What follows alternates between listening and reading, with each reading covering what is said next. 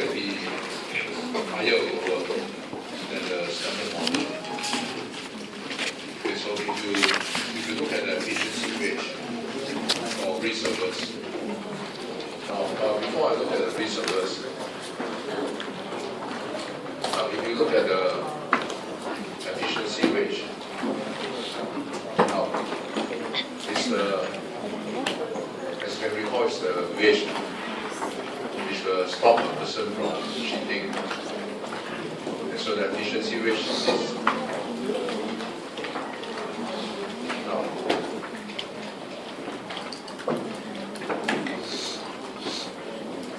if you can recall, the efficiency wage was derived from here.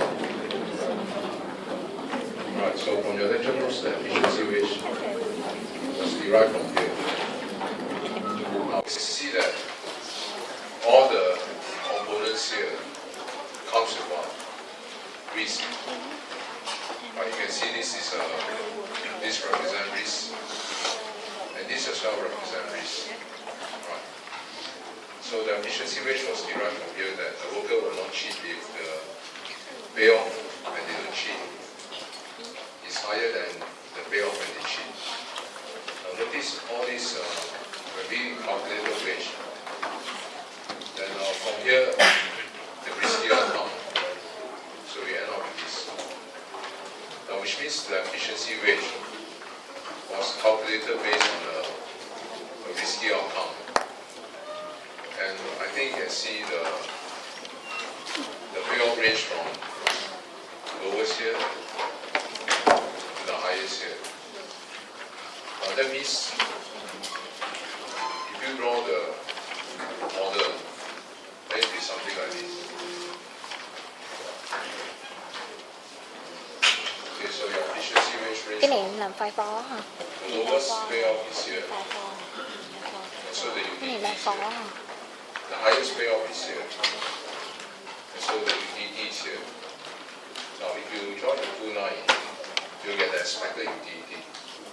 Right, so the utility will range from lowest here to here. Now this payoff right here. Now, we have found that the efficiency wage, on average the firm will pay this amount. Okay, so this is our efficiency wage. Now, if the firm pay this amount, then what's the utility? So you go to the blue color line, which is the expected utility ranging from here to here, right? So if we go to the blue color line, the expected utility is here. Okay, so what the question is saying what? That as long as you pay someone this amount, you will not cheat. Right, so that's the efficiency wage. Now if you pay this amount, you will not cheat. Now in terms of utility, that means as long as he has this amount of utility, Tại sao là 25.000? you will not cheat. Thì rất mà. Vì cái này rất là chị mua 20 40 đúng không? If you Tức là want chị someone sẽ to bán cheat, cái mà chị mua sau đó thôi. Và bán cái 25 cái okay, còn or if cái you want someone to cheat, thì chị sẽ còn 15 as long as he has cái this cái 20 utility, you của will cái not đà cheat. đúng không? Đó, So the only difference còn is chị how mua much bán này must you nữa pay him thì chị phải to tức derive là this em utility. chưa trừ Where you will 45 not cheat. Now, gì 45 cái bán đi if a person is 45 đâu trong đây đâu có 45 đâu nè the thing is 40 a mà riskier account, then of 40 course lộn the nè chị utility vừa range mua from bán here hết to luôn here. rồi nè thế à If a person is cái risk nào vừa averse, mua thì bán luôn cái này là then file the phó story đúng is không different because the risk averse, gì ủa đấy Actually, tại sao lại là bán it's- ở cái cuối cùng right? thì nó đúng rồi So nó lấy cái if cuối it's a cuối risk bán averse, file phó một loại How much must we pay to stop him from cheating? Now I just said that as long as the person gets this utility, he will not cheat. Now if a person is a risk averse, his actual utility curve, as you can recall from chapter 1, is this. So all you have to do is to pay this amount, and you will not cheat. That's it. So because if he's a risk averse, you pay him this. And so on this utility curve, the utility is this. And so it will not cheat. Now, so what this means is that if a person is a risk averse, the efficiency rate should be lower. You do not have to pay this amount to stop him from cheating. paying this, and therefore this utility you will not achieve. Okay? So therefore, for risk averse, the efficiency ratio will be lower. Okay, any question? Lower than if it's risk neutral or whatever. Okay, so let's look at the next problem. Now, in part D of the question, you are told that if firms spend less on monitoring, will the efficiency ratio be higher? Now, if firms spend less on monitoring, how does it fit into the efficiency ratio? If you can recall from chapter 1, the efficiency ratio is this amount. Right, the standard model, the efficiency ratio is this. So if a firm were to spend less money on monitoring, how does it affect the efficiency ratio? Now, if we spend less on monitoring, it goes into this formula, which part of this formula? It comes into here. Now, spending less money on monitoring means P will become higher or lower. Spending less money on monitoring implies that P will be higher or lower. If you spend less money on monitoring, the probability of detecting cheating is higher or lower. When firms spend less money on monitoring, P becomes bigger or smaller? Smaller, right? Okay, so P is the probability of detecting cheating. So spending less money on monitoring means P becomes smaller, and you can see from the formula, P becomes smaller, the efficiency ratio becomes higher. Okay, so therefore, the efficiency ratio is higher. So for the answer to D is this. Right, any question? Okay, so if you don't have them, we are done with the calculation part of efficiency ratio. So now go back to your lecture and finish out the theory part.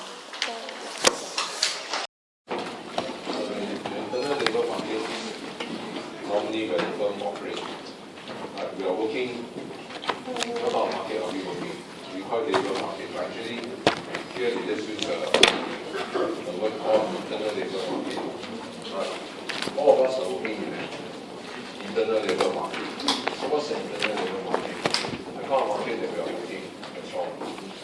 Now the internal labor market, the division, is very different from what? Now, in the internal labor market, the things are different from the cluster model. The prediction of the cluster model, says what? That wages tends to rise, go up and down every second. So it depends on the demand and supply of labor. Now, of course, in the real world, what we see is that this is not true, right? Wages don't go up and down every second. In fact, in the real world, what we see is wages tend to increase as you work longer and longer in the company. So the longer you work in the company, you see your wage growth. So that's called increasing wage profile. So increasing wage profile means workers see their wage goes up as you work longer in the company. So this is different from what the cluster model predicts. Now the other thing is the cluster model says there's no such thing as long-term employment. Now what we do see in the real world today is we can see that long-term employment does exist. Right, data I showed you. Again, at the beginning of the class, I mentioned to you last week that wages based on the cluster model is back to what? It's based on how much you help the company to earn. In the real world, we don't see this. We don't see that actually, if you are more productive, your pay is here. But in the real world, we see a slightly different thing. We see that productive workers tends to be underpaid. So this is what we always see. The good workers are seldom noticed. The less productive workers, they they tend to be more noticeable. They are more vocal, they speak up a lot. So but they're actually not productive. So in the real world, we see a lot of productive workers are actually underpaid. So this is the difference between what we see in the real world versus the classical model. So now I'm going to look at the internal labor market and see how come there's such thing called increasing wage profile. Now, in the internal labor market, increasing wage profile means, in simple English, how come wage goes up as you work longer and longer in a company. So that's called increasing wage profile, which tends to increase as you work longer in the company. So how to explain this? Right, so wages, instead of going up and down every second, you notice it seldom come down. Now there are a few theories that try to explain why wages tends to go up over time. Of course, the most common one is the longer you work in a company, the more senior you are. Okay, so I'm assuming that you get promoted, right? You cannot possibly work in a company and become a junior forever. So the more senior you are, then that means you are supposed to be more productive because you acquire more experience, more human capital, right? Acquire more knowledge. Now that will enhance your productivity. And so you can produce more than the new people. And so therefore wages should be higher based on your productivity. Okay, so this is one of the reasons why as you work longer, your pay higher because you have more experience. So your pay has to be higher to measure your productivity. Now, based on the human capital theory, it's slightly different. Now, the human capital theory predicts that your wages tends to increase as you work longer because in your early years when you join a company, so you don't have any experience, your productivity is extremely low. Now, why your productivity is so low? Because the firm got to train you for 1 to 2 years. So during these 2 years, actually, you don't really produce. You go to a firm, they spend money training you. Now, of course, after you finish your training, you become more productive, right? And you can actually start to earn money from the firm. That's why your pay will go up later on. Now, if the firm will increase your pay later on, some other firm will buy you over. Based on the human capital theories, that initially your wage is very low. Actually, they're for training. So subsequently, you notice your pay start rising because if your firm will increase your pay, someone else will buy you. So as soon as you have acquired the experience, you will experience outside offer. So that's why wage increase as you work longer and longer. Now, the other theory is based on the efficiency argument. How come your wage tends to go up as you work longer? Now, based on this theory, it says that firms purposely use rising wages as an incentive mechanism. So they purposely do that. So they're using management theory. Why they initially pay you so low?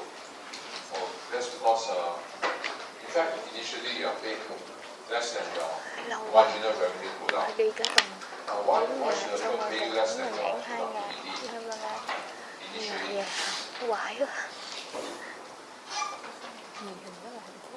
But you see, then later on, they are paying more than your productivity. So that on the whole, you are not shortchanged. Right, so initially they purposely pay you less than what you should be getting. Then later on they pay you a lot more than what you should be getting. So that overall you get the marginal revenue product. You pay your marginal revenue product. Right, so that means on average if you sum up, you're getting your marginal revenue product. You're getting what you help the company to earn. Now the story is here. He said the purposely pay you less because initially being a new worker you'll be very enthusiastic about your job. So you will work very hard. Now, after 10 years, you'll be less enthusiastic. Right? After 10 years, I don't think you're still very interested to work hard. So, you should. Now, so firms use this strategy to make sure that it's harder for you to shoot. Because it's only on the later year to pay you more. And so if you shoot, you're going to lose everything.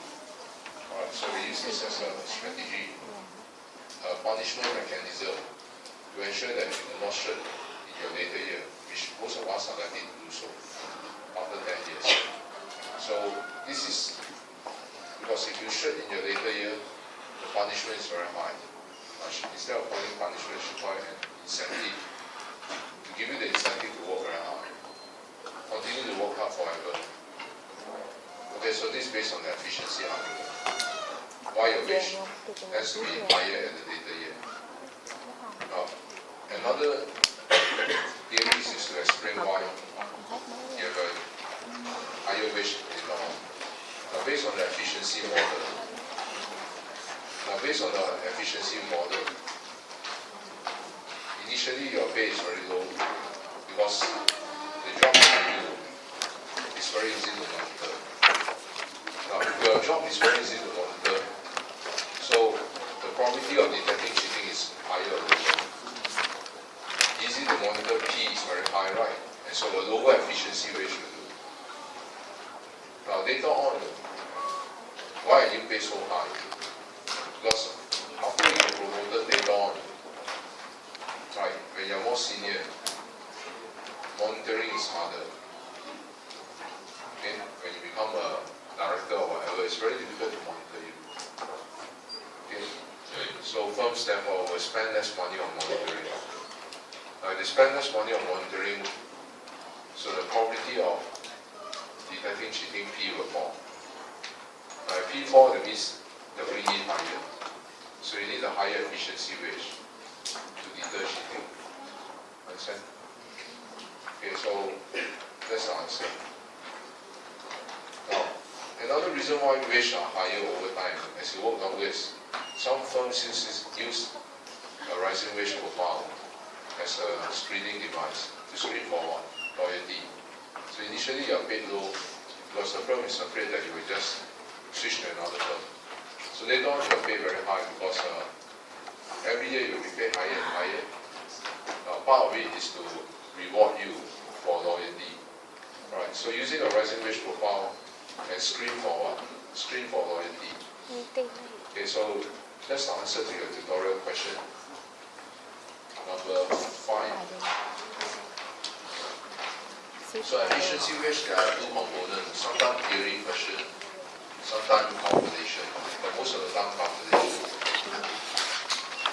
Question number 5. Wages tends to increase over the career path.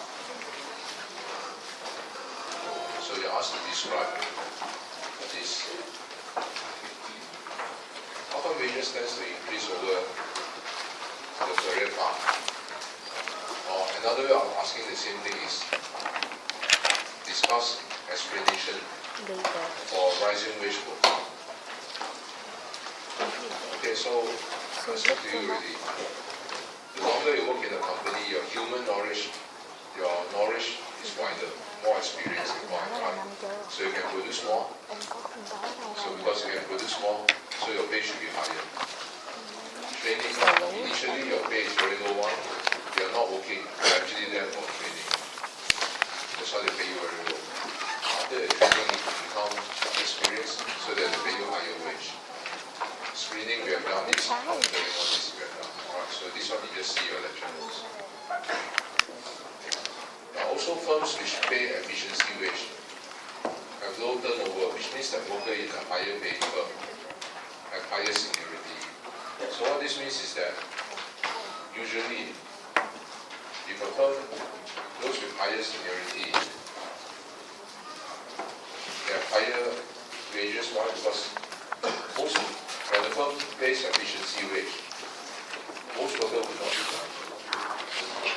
They will work very long for the company, and you can see that their wage tends to be higher. Okay, now the other part of the theory question is about explain the following features of the internal labor market. Now, in the internal labor market, how many features are there? We saw 3. What are the features? We saw increasing wage profile, which we have done in question 5. We also saw long-term employment. Right? So now, we also saw wage compression. Okay, so now I'm going to discuss the other feature about long-term employment. Now, how come there's long-term employment? Now, the classical model says there's no such thing as long-term employment. Now, but this model says there's such thing as long-term employment. In the internal labor market where we are working, we often see long-term employment. Why? So how to explain long-term employment? So in your lecture notes we have this. Why is there long-term employment? The classical model says no such thing.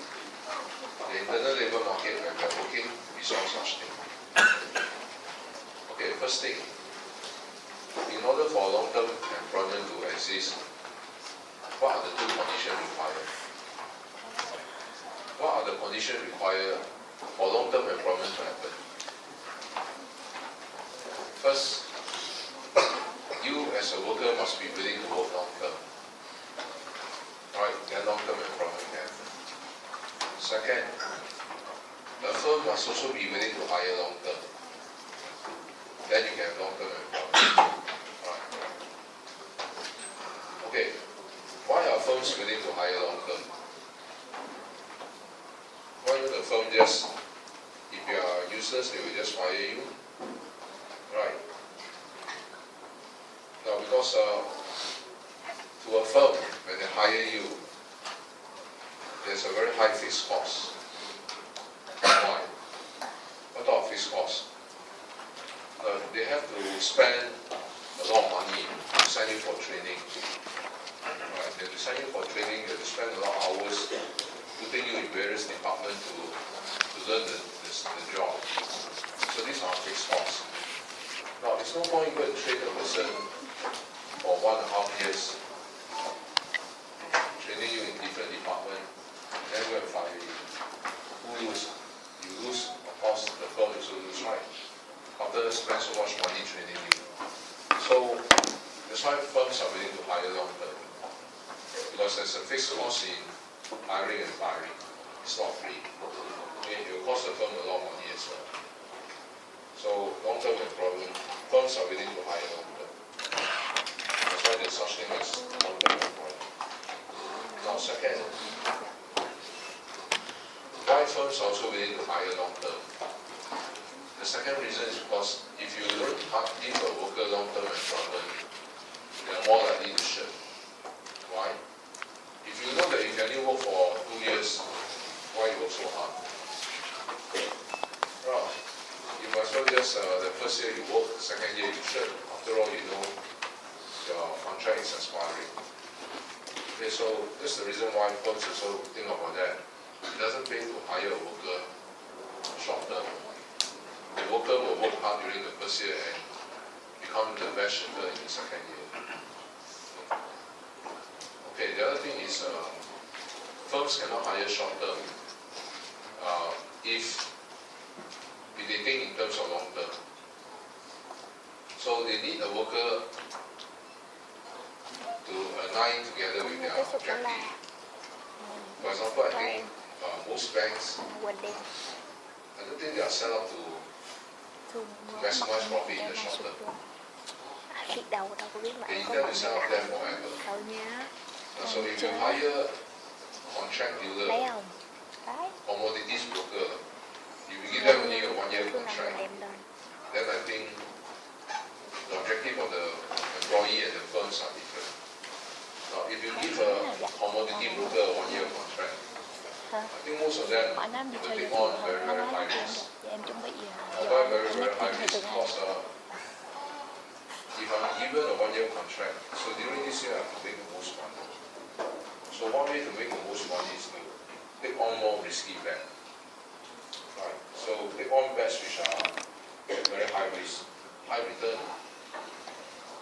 that 1 year, if you're lucky, you strike it big, you take a very high risk and you get high return, the bonus will be very big. But the bank will be in trouble because if you bet on the wrong side, the bank can lose a few hundred million. Right? Just 6 months ago, most commodity broker lost. Every broker lost almost few hundred million. Trading gold, trading copper, silver. Right? The commodity bubble suddenly burst 6 months ago. You talk to a lot of broker, big time trader, they tell you, we lost 200 million, 300 million. I know of one loss already going to jump down from one of the casinos. Very good trader, but that round I think lost 200 million. And so you can see, if a firm don't hire long term, you hire short term, sometimes you got problem, right? Because if you hire me short term for 1 year, I take the highest risk bet. That's the new way I can get the highest return. Okay, of course, if I bet on the wrong side, the whole bank will lose a lot. So therefore, banks, I don't think it's worthwhile for them. They have to align their objective with their worker. Right, so you better hire a worker long term. Okay, another reason why there's long term employment is firm-specific human capital. Now, what happens is that why are workers willing to work long term? Firms are willing to hire long term, right? But why should you willing to work long term? Isn't it better that you jump from one company to another company? Now, usually yes, that's what we will do. But certain kind of jobs I don't think you can move anywhere. Now, if you decide to sign on in the army, I think you are less mobile. Not that you cannot move to something else, right? If you are a specialist in bombs and all that, I think your skills are more relevant if you still stay in the army. Okay? Because when you come out, you cannot play with gun and knife and or play with bombs. So there are certain kind of skills which are very specialized. If you are a nuclear scientist, also you are more into research. Right? So that's why workers are willing to work long term, because some of the skills that they use are too specialized to be useful in other firms. So workers too are willing to work long term. Okay, so that answered the question why there's such thing as long term employment in your tutorial question number 5. Right. The internal labor market. How come long term employment happen? So we have explained that. Now, in the internal labor market, we also see promotion. So what's promotion? Now, why do firms promote? So how to explain this feature called promotion? Now, promotion is important because if there's no such thing as promotion, from a micro level, will people work hard? Now, the communist regime don't believe in promotion, right? The communist regime believe in equal distribution of income. That's why communism collapsed. Before 1975, close to 80% of the world are communist. Right. Now, communist regime is very appealing, of course, because it's based on the doctrine of equity, that all men are born alike. So no man should earn more than the other man. If you say a doctor should earn more than a construction worker, then easily the construction worker can say, how can you earn more than me when I work more than you? And I take one higher risk. Every day I'm flying in the air, right? And sometimes I can land in the wrong place. So a construction worker take very high risk up the roof there, right? He should be paid more than a doctor. So the communist regime is very appealing because everyone will be treated equal. So everybody get the same pay, year in, year out. And if everybody get the same pay, then no such thing called promotion. What happens? One by one, all this country collapse. Now they collapse because when you don't have promotion, it means your pay can never increase. What will happen? Leaders will say, will you see high flyer? Will you see high flyer in any company? I don't think so. All the high flyer become low flyer. Right? Why be a high flyer?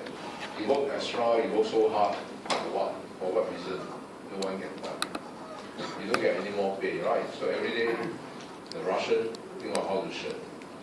Every day when they go to work, they sit down and think of which corner to hide and sleep, which corner to hide and play games. So when there's no such thing as promotion, everything collapses. In fact, it's true. Right? India take, Japan take 1 year to produce 2 million cars in 1978. India is still producing the same car called Ambassador and 29,000 cars. What changes in that car? Only the headlight become bigger. You understand why? Why should I go and innovate, right? The Japanese is different, they have an incentive to innovate, right? They are capitalists. So the communist country says, well, why should we innovate? After all, no matter how hard we work, same pay. So I think you should understand why promotion is important. First, you assign people to what? To what you can do best. Which is the reason why if you join a bank, normally they will train you for 1 year. They put you to various departments. And then from there, they actually supervise you, but they actually are looking at you. It's just that you don't know. So they see what you're good at. Now, if you are numerically very sound, very good at your calculation, they'll put you in treasury. So high-speed trading means your mind must react very fast to decimal number. So if they see that you are quite good at stock picking, you can analyze industry trend very well. Not balance sheet. The balance sheet every accountant knows to read, right? What separates an investment manager from an accountant is foresight. They're not going to look at historical PE, historical this, historical that, all these theories, these are all useless, right? Because when you invest, you must look at the forward PE, and that requires a tremendous amount of foresight and skill in picking the industry, whether it's a sunset industry or growth industry. All the accounting data are all historical, they're totally useless, right? It won't repeat itself in the future. So if they notice that you have this acumen to spot trend, then of course you are going to stop looking, right, for currency or commodity.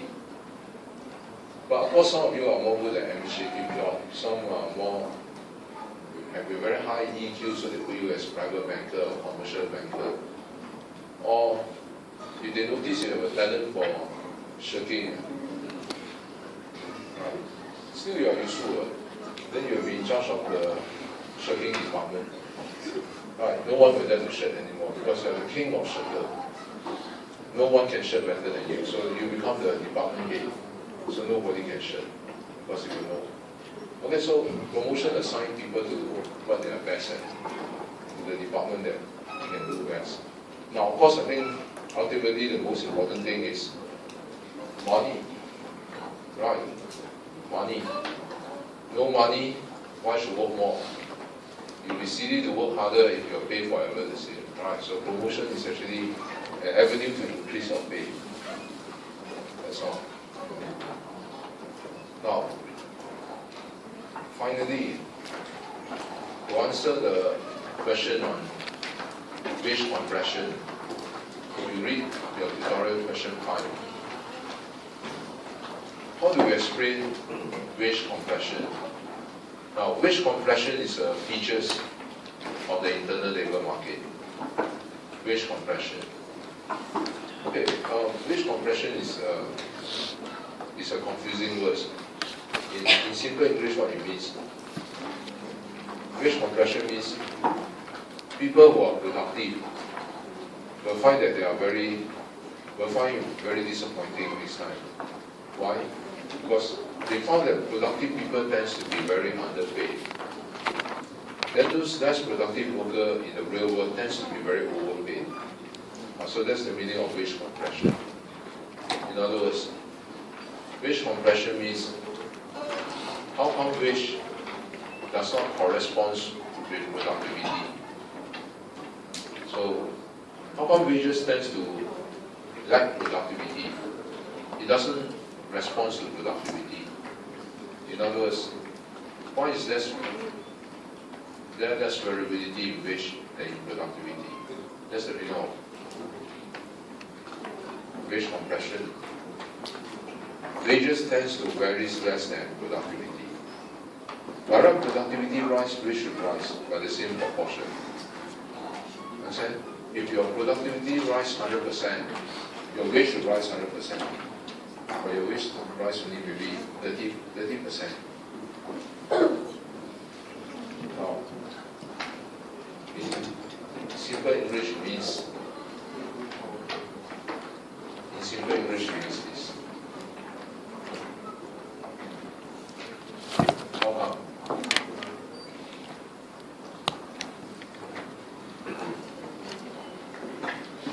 Now, we often see this in the real world. So therefore, if you follow this argument, that means what? It's better to work hard on the shirt. I think be a shirter better. Then you'll be overpaid. Now, how come these things happen in the real world, and we see very often people are saying this? How come this unproductive worker is so down and so slow? Earn more than me. Oh, so this time you try to do some research into this. I'm sure this time you go on and work, you will encounter a lot of this sort of thing. Now, so many people try to explain this. How come you have this sort of thing in the real world? That means your pay maybe is based on what? Friendship or productivity? Friendship. Right. Your supervisor like you, your boss like you, your pay will be higher. If your supervisor, your boss don't like you, no matter how good you are, forever you will never cry. Okay, one explanation is, how to explain this? Now, one possible explanation is that the argument is, how can we pay a high productive worker higher pay? We cannot do that because we cannot measure productivity. Now, this is very true. How to measure productivity? You agree? If you work, mostly teamwork, I think if you are in an administrative department, whether you work in HDB or immigration or whatever, if you are doing admin job, mostly you work as a team. So how do you know where the productivity comes from? Especially everybody will claim it's their productivity. Okay, so it's very difficult to measure productivity. And therefore, wages is seldom back to productivity. Now, but another explanation why high productive workers are underpaid, it comes from this funny guy called Frank. Right, his explanation is a bit weird. Why? Based on his funny research, he says, well, the reason why high productive workers earn less, because they want to earn less. So they are mean. Right, why they want to earn, how come they earn less money? Because they want to earn less. They don't want to earn more money. That means next time if you are high productive, your boss want to pay you more, you tell your boss, don't pay me more and don't corrupt me with money. I know money is the biggest corrupter, so don't corrupt me with money. I want you to pay me less. So he's saying something like this. People want to earn more. That's why. Why? He says because why people don't want to earn more? Because they care about status. They care more about status than money. Now, whether that's true or not, if you go by Frank's theory of wage compression, is this. That means people don't care so much about money more than the status. For example, here he shows you your real wage. Okay, so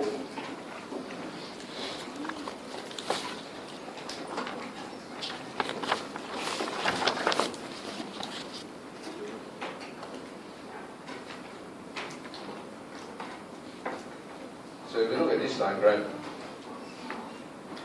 so you try to use this diagram to explain why high productive worker choose to earn less.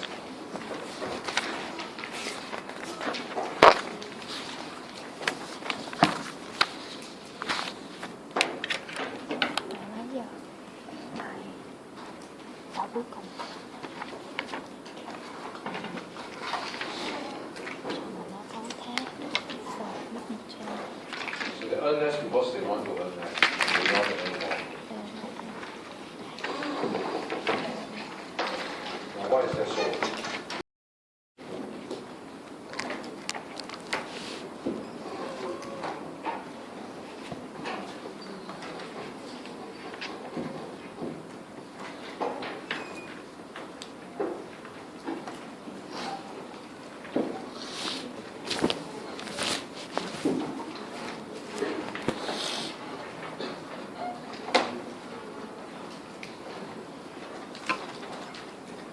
bốc cái một cái là Okay, to see why, you see, by right, this is your real wage, and this is your marginal product. Your productivity is greater. Now, I think if you look at the 45 degrees line, now in your earlier year, you notice what does the 45 degrees line mean? phá ghê. So 45 degrees line bisect this quadrant in half. So that means the top quadrant is equal to the bottom quadrant. So what this means in mathematics is that every point on this line, the vertical variable and the horizontal variable are exactly the same value. Exactly the same value. So in other words, if at B, here is 100, then here also will be 100. So on the 45 degrees line, every point on the 45 degrees line, the vertical variable and the horizontal variable are exactly the same value. So W equal P. So if your productivity is X, your real wage should be how much? Go to here. Should be here. Right, your real wage corresponds to your productivity. So if your productivity is X, by right you should be earning this amount. Now, why are you not earning this amount? So, how much you earn depends on which firm you join. So if you join firm C, you join firm A, you can see your wage range from where to where. You join firm A. From here to here highest. Here's the lowest rank. Here is the CEO. Now, of course, if you join this firm, if your productivity is this, you join this firm, and most will get this wage. Right? But you can join another firm called firm B. If you join firm B, the wage range from lowest here, and then here manager, CEO, the CEO here, highest. Right? You can join firm B, or better still, you can join firm C. So where's firm C here? If you join firm C, then again your pay range from lowest here to the CEO here highest. Now, so therefore, when your productivity is X, which firm will you join? While your productivity is X, you should be paid on the 45 degrees line this amount. Right? Now, but if you go and join firm A, then you earn less than what you should be entitled to. Because your productivity is X, your real wage should be at least this. But if you join firm A, you're going to get much less, WA. So why people want to join firm A? Now, that's because Frank says that the reason why they want to earn less is people do not care so much about money more than status. Now, if you were to join firm C, of course his wage is the highest. But if you join firm C, then does he have any status? No. It's close to here. Right? Totally no status. But if you join firm A, yes, the pay is lower. But he's next to the CEO. So he's a very big shot in this firm A. Right? So why you want to join here? Simple. Because you have such a high status, you are the director of the managing director of the company. The minute you walk into the company, everybody will greet you, good morning boss, good morning boss. Right? Boss, your shoe not very clean. Can I wipe for you? Boss, my hair is not very straight. Can I comb for you? So you get status. Everybody call you boss. So you don't mind earning less wage, but you have very high status. Right? The feeling of people calling you boss and looking up to you this way really make you feel very good. Although of course every worker behind you call you to be boss, right? The funny thing is in here, so it's okay. Right? So Không, you vậy là hear khi the anh mình things đọc that you bài like best, chính and that's enough. But in fact, you have to be boss. thường But people don't care. kiểu So they're willing to earn less because why? They care more about status. Now, is status so important? We do find that in the real world it is. You can say, look, ý lại now we don't have money, so of course we always say we want more money. But this time when you start earning 10,000, 12,000, I think you care a lot about status. Right? Definitely. You can say no, but this time you will know what. If you don't care, then I think it's impossible. You look at the real world, you notice people really care. So then after they buy their car, they purposely put their car up there and show the whole world. And then when no lecturer take notice, then what happens? You wait at the lift. You wait so long at the car, nobody sees the car. So you fed up, you go and take the lift out here. Then you saw one car coming, you go back out to the car park and then open the boot and search thing to let people see his car. Why you do that? Oh, you care about status. Right? So a lot of people care about status in life. So Frank says, you earn less because in this world, people do care about status. If they don't care about status, why should they buy expensive things? Right. Okay, so that's the reason why you have this thing called wage compression. Put it differently, that means what? What does it mean? This helps you to explain why there are less wage compression is. Can you understand why not? Wage tends to vary less than productivity. That means in simple English, people are willing to work for less. High productive workers are always underpaid. If you don't understand them,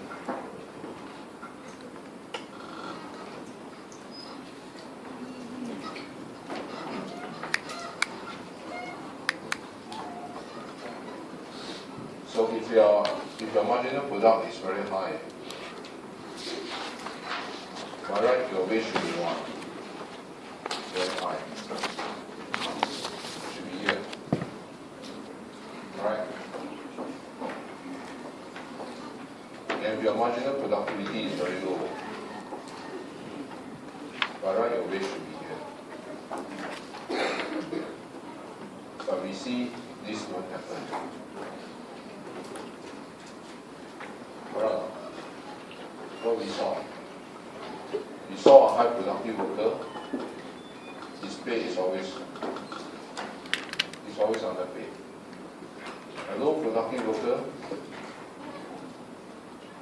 his pay is here, overpaid. So what you do see, the variation in productivity versus the variance in wages. Which varies less than productivity. You understand? The productivity varies by so much. Which likewise should be the same. But that's not true. In the real world, which varies between here and here only. So there are less variability in wages compared to productivity. The variance are smaller. That's because high wage people are willing to work for low wage. High productive worker. Okay, so that's what Frank is all about. So he's very frank about status.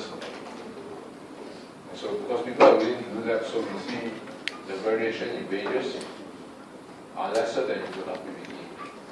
Right? That means in simple English, workers of high productivity are willing to accept lower wage.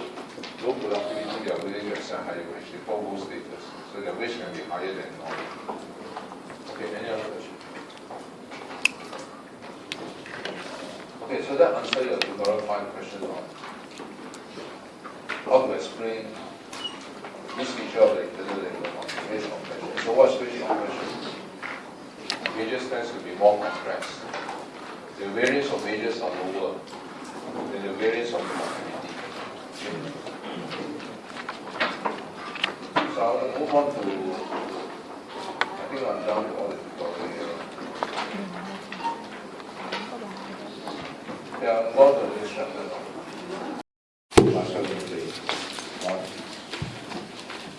because human being, I think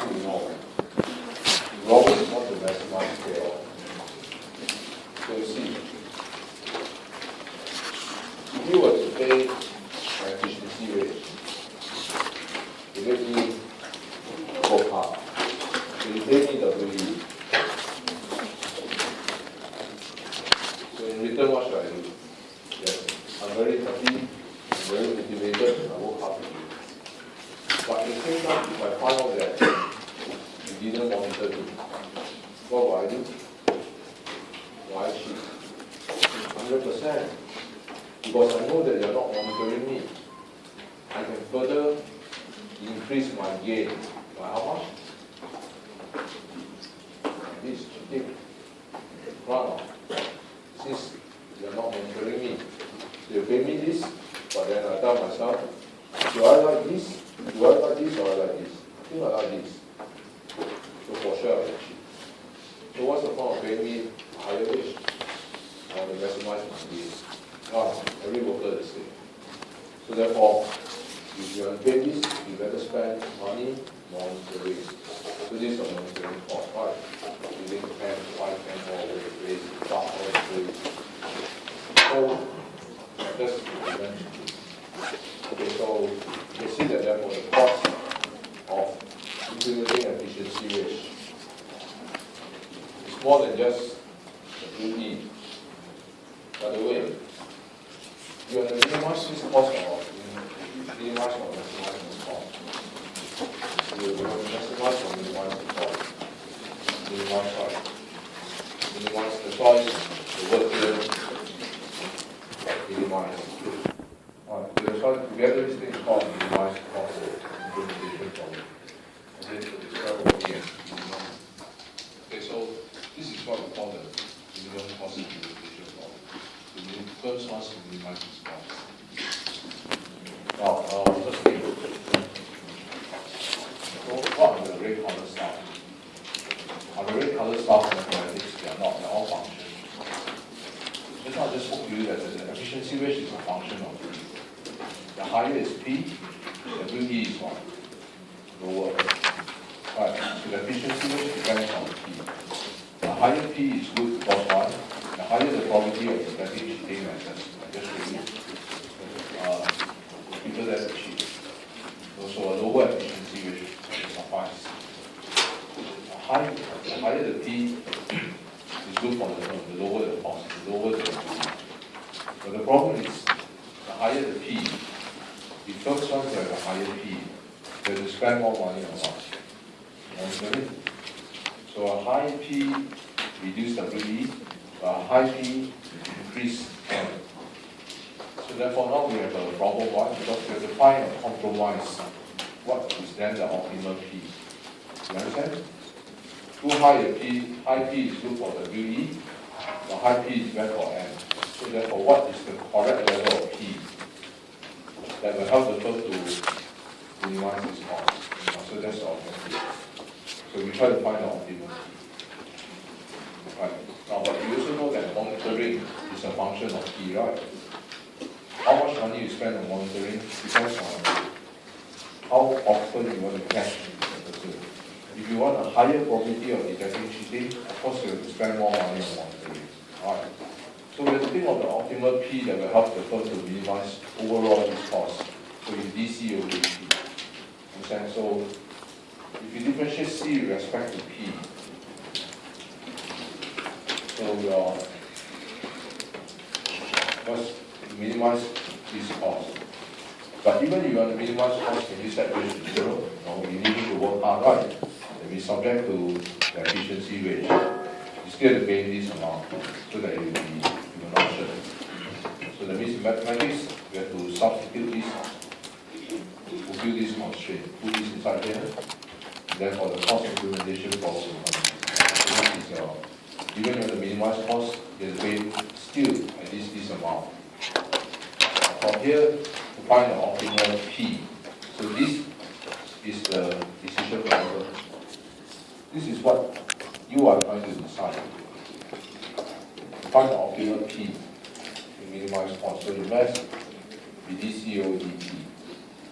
So if you DC over DP and set the thing to 0, so you're going to get first thing, there's P here and P here, so we have to use W to differentiate this. Alright, so do you need to differentiate this term? When you differentiate with respect to P, this becomes 0. This one you need to differentiate. Is M a constant? Yes. No, it's not a constant. It's a function of what? P. And suppose M is equal to P squared. You cannot do differentiate.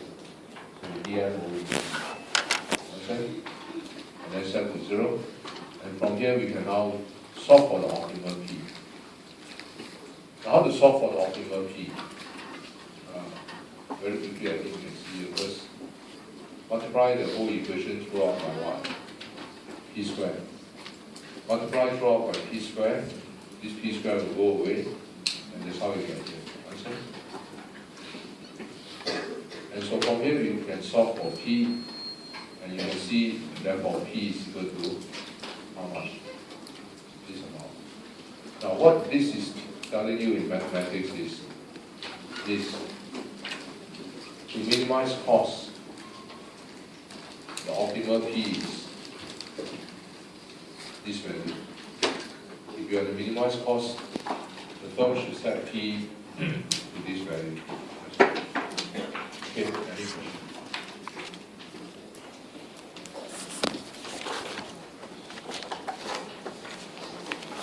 Okay, I think you can see from here, cost is minimized, then P is this. But the size of P depends on all this. Okay? Now the bigger is G. When G is bigger, P is bigger.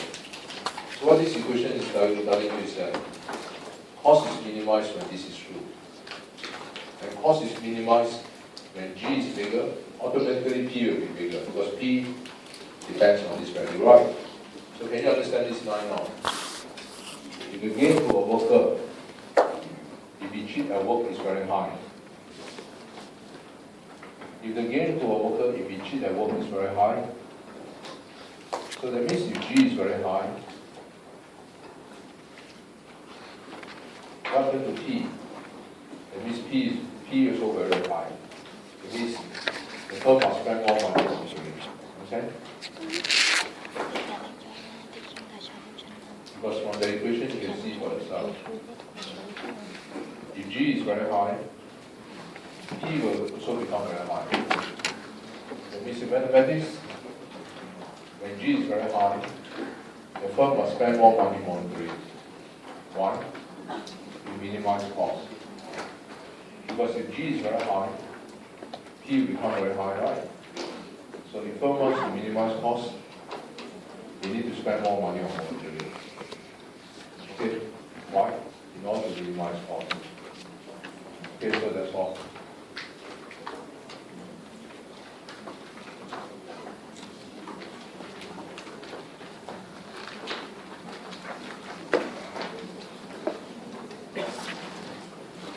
So I'm going to look at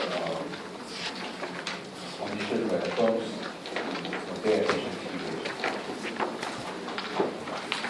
Now, another condition where firms pay efficiency ratio. That means that every firm, if you are the boss, if you are the owner, that means that you have to pay efficiency ratio. Remember, you pay efficiency ratio to make sure that the worker does their job. Is it necessary to pay them? Because from the firm's point of view, firms only pay efficiency wage under what condition? Now, if the firm pay efficiency wage, this will be the cost. Now, remember the red color staff are function. Alright. So paying efficiency wage, the cost is WD plus N. So should a firm pay efficiency wage? Now, if you are the boss, you only pay efficiency wage if the cost of paying it, which is this, is smaller than what? If smaller than if you don't pay. Now, when the firm don't pay efficiency wage, this is the cost if they don't pay. So I know firms will pay the cost of paying it is lower than the cost if they don't pay. Agree? Okay, so what's the cost if they don't pay? Now, if they don't pay efficiency wage, they still have to pay the market wage W0 anyway. You agree? But there's one hidden cost. One more cost. What's this cost? C. What's C? C is the cost to the firm when the worker cheat. This is the hidden cost. Right or not? So, by looking at equation 1,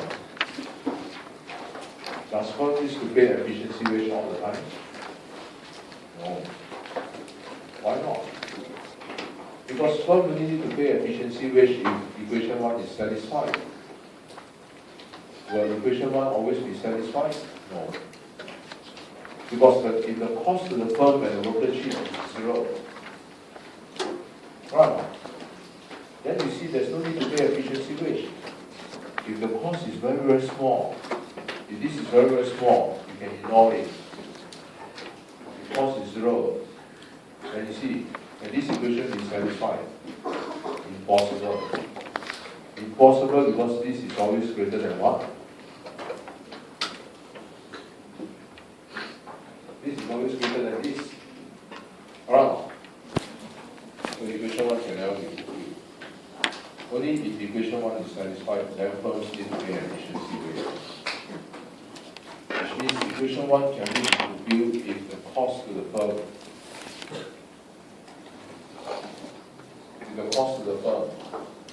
because this one will always be smaller for sure, can never be fulfilled. Because WE is always greater than this. So that this equation 1 can only be satisfied if the cost to the firm, if the worker cheat, is extremely high.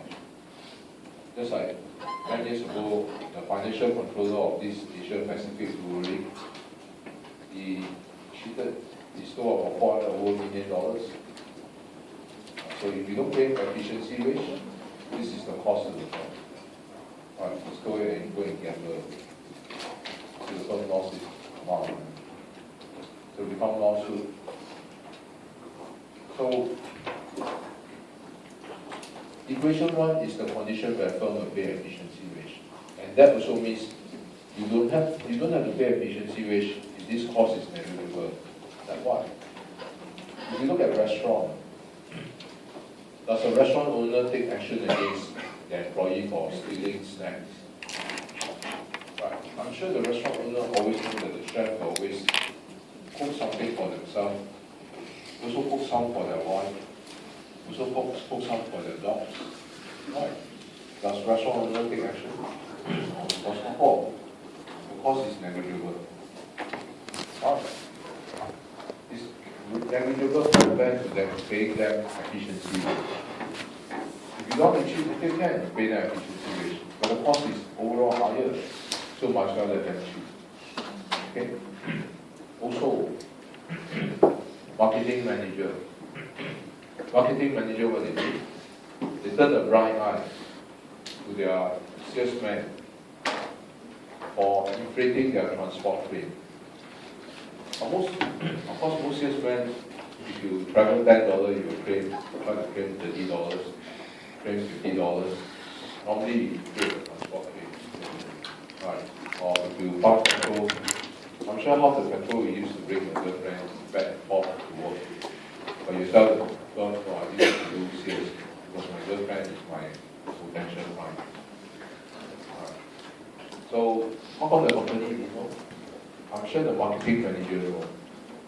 But why he didn't catch you?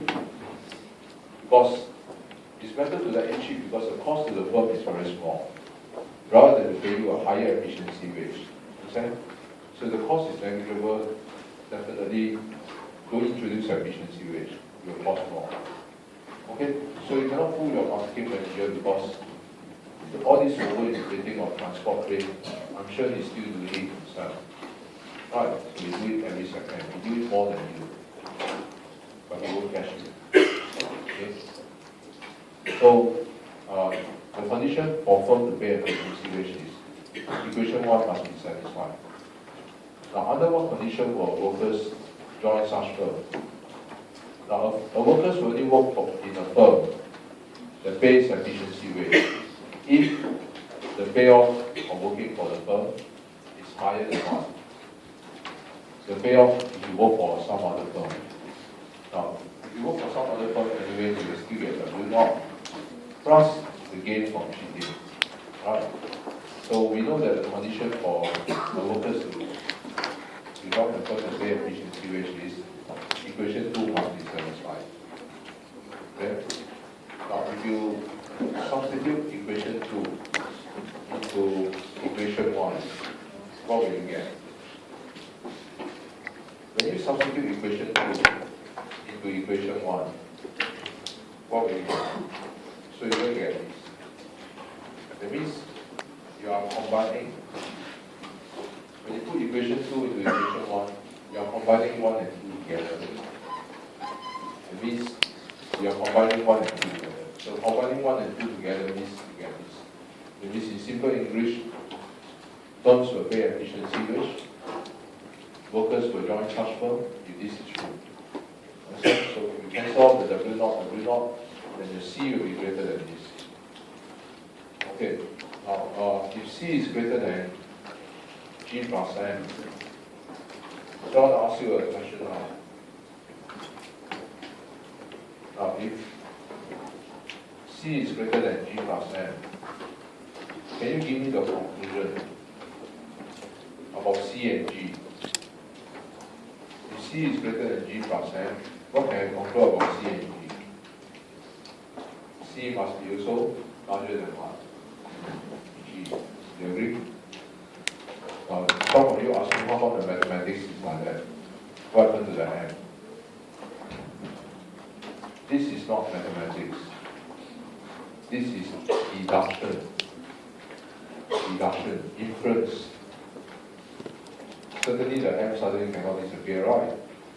You are drawing an inference. If this is bigger than this, we can infer that this must be greater than this. Understand? So what I'm trying to tell you is that if you combine equation 1 and 2 together, what we are saying is that firms will pay efficiency wage and workers will join such firm. You do not have to do everything.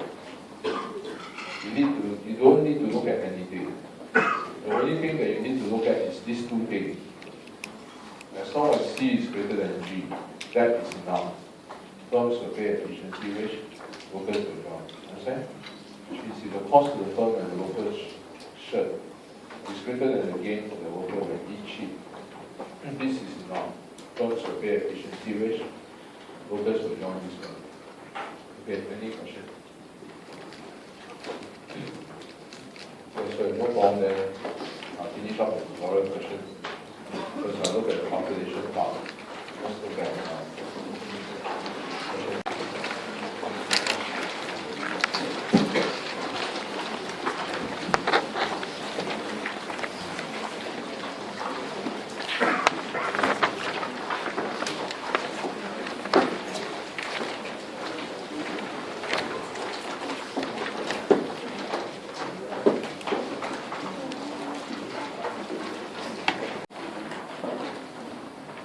Efficiency wage theory is the theory of unemployment because it is unemployment. Okay. However, unemployment is a necessary ingredient in the efficiency wage model. So, what does she mean by this? Unemployment is a necessary ingredient in the efficiency wage model. It means something like your chicken rice. In the chicken rice model, rice is a necessary ingredient in the chicken rice model. Right? Without the rice, you become how to call chicken rice, right? Become chicken rice. So unemployment is the same. It's true that efficiency wage leads to unemployment, but unemployment is necessary for the model to work. Why? Because without unemployment, the whole model will fail. It will not work. So that's what she means. Understand? How come? Of course, because with unemployment, then workers will not dare to cheat anymore. Why? If they cheat, they cannot find another job. That's why they won't cheat. Only when you have unemployment, cheating will not be raised again. But when there's no unemployment, will people cheat? Sure. How come? When there's no unemployment, the whole model will fail. Why? Because people will cheat.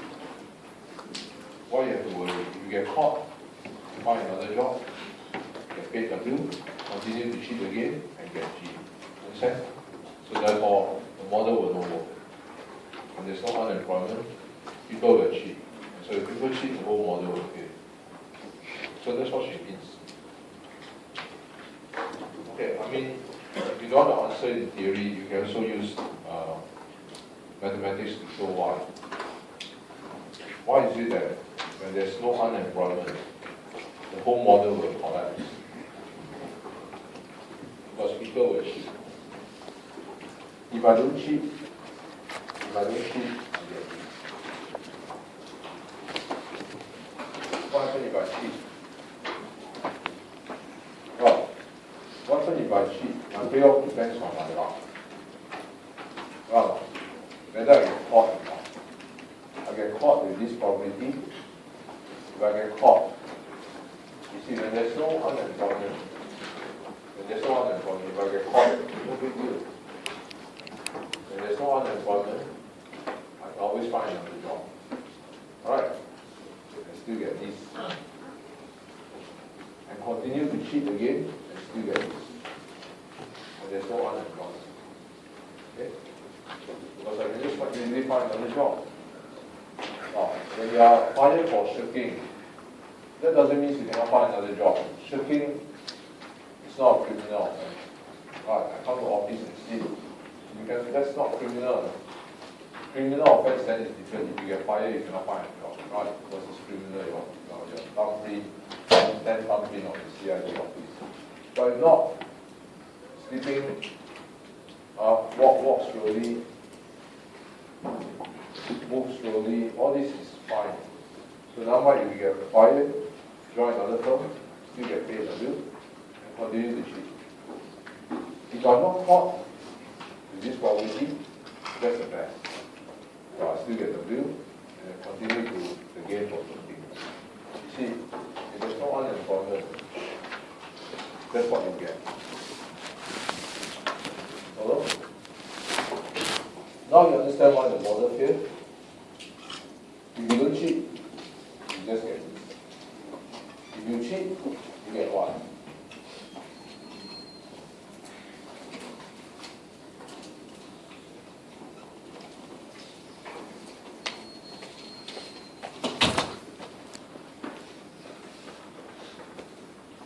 This confusion is wrong.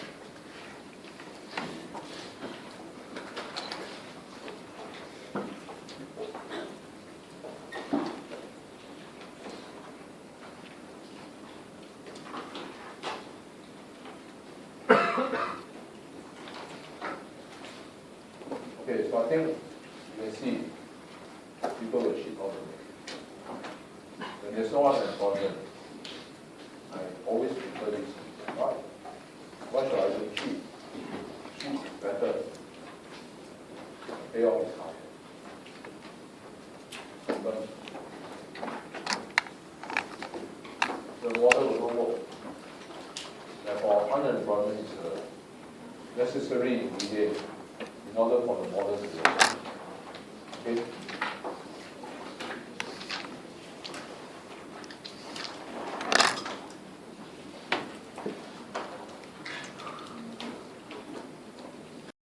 To explain the efficiency wage model. I don't want to waste time, just already showed you. This is the model. You pay a worker this amount of money, at least this amount, to stop him from cheating. And I've spoken to you that the efficiency wage depends on these three things. G, E, P. The only difference in this question is that they ask you to discuss the efficiency ratio, the relationship between the efficiency ratio and the gain from cheating. Gain from cheating is called G. The efficiency ratio versus the probability of being caught, that's called P. The efficiency ratio versus what? The level of compensation when the worker is fired, that's called what? B. So I really show you the three relationships here. Now the only difference in this problem is this one. But the efficiency ratio be higher or lower, the number of periods on which the worker is employed.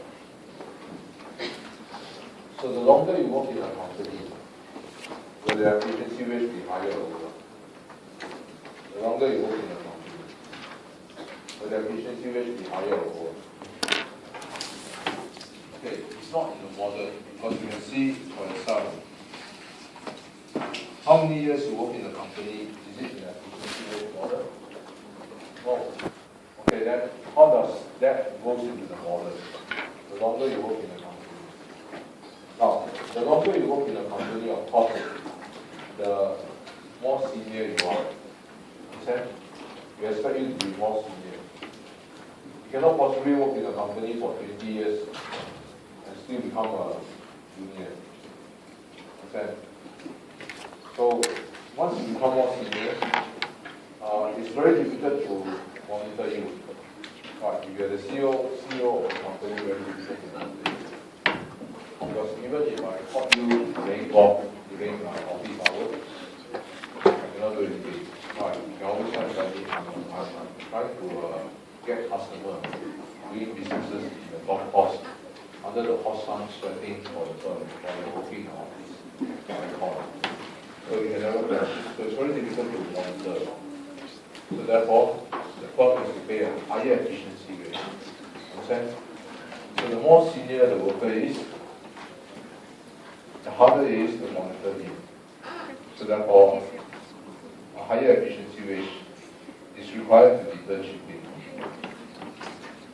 Right. Because the harder to monitor means what? P becomes higher or lower. Is P higher or lower? Harder to monitor means the probability of detecting cheating is lower. You can see from here. So it goes inside here. And so P4, WE is not higher. Understand? So the efficiency rate is higher. Because harder to monitor means very difficult to detect cheating. So the probability of detecting cheating very low. So the P very low, the WE very high. Lower P is higher than P. Question.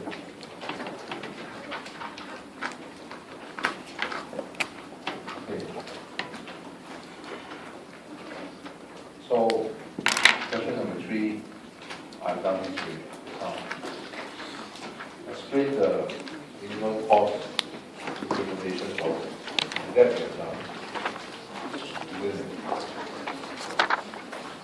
have done that. What we do is we find the optimal one, P. So what I've not done is the second part. This part. How to do this?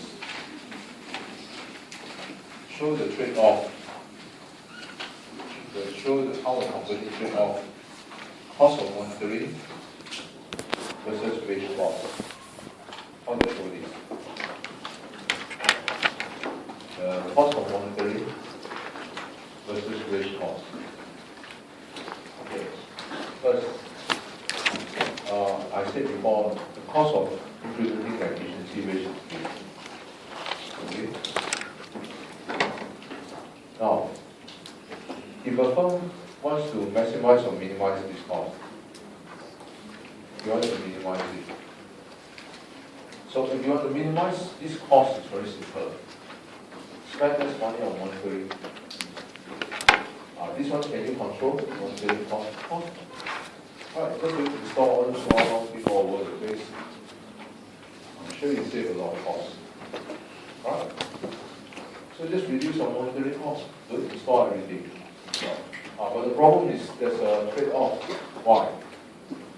If you reduce your N, what will happen? Your cost needs to go up. Why? Because as I said before, if you spend less money on monitoring, don't forget, the efficiency ratio is this. Alright, so C equal to WE, WE is this plus M. So if you spend less money on monitoring, indirectly it goes inside here. The chances of detecting cheating is lower. And because when this comes down, the efficiency ratio automatically go up. So there's a trade-off. While you save on M, but when you save on M will go inside here and cause WE to rise. So there's a compromise. Okay? So that's the trade-off. Spending less money on monitoring, how does it affect the wage cost? When you reduce your monitoring cost, you will increase your wage cost. Okay? So you might cancel each other out. So that's the trade-off. So that's how we show it.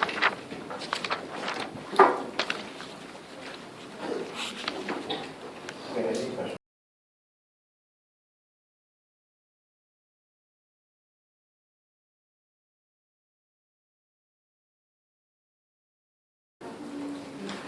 What's the difference? Actually there's no difference at all. The only difference is here. In the past, did they give you the monitoring cost? They don't. They just tell you the monitoring cost is N. And N is a function of P. So last time, the minimum cost implementation problem, all the while last time they just give you this. So they tell you M is a function of P. It means M is related to P. What way? You don't tell what you guess. They won't tell you. But now they tell you. This way. And they ask you to do the same old problem again. Okay? They're very simple. Now first, the same old problem. First one is to minimize efficiency ratio. And minimize cost. And cost is the sum of this. The only difference now is we are given what's N. Subject to N is so this is a constraint. Constraint means you have to make sure that this is how much. Fulfill this part, fulfill this inside here, so you have this. Okay? The efficiency range, as we have done before, is that's what we have done before. So now again, the firm wants to minimize cost.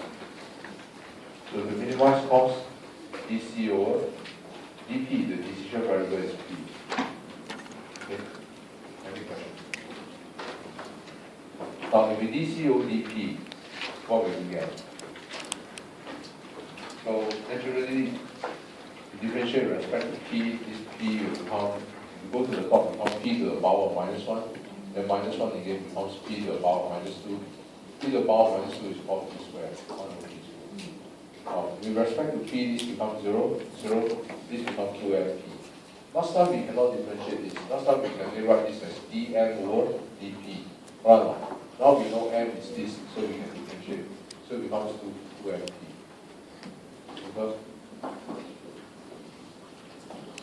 Okay. So we have found the optimal P is this. Solve for P. Any questions? Okay, if you are wondering why the efficiency ratio is this, it's because by right, the efficiency ratio is this. By right. By right, the efficiency ratio is this.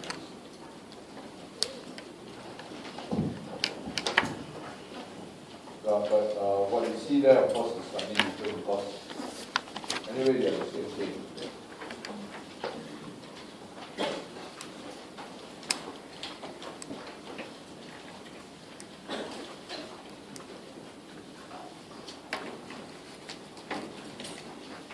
See, my right is this, but my left is this.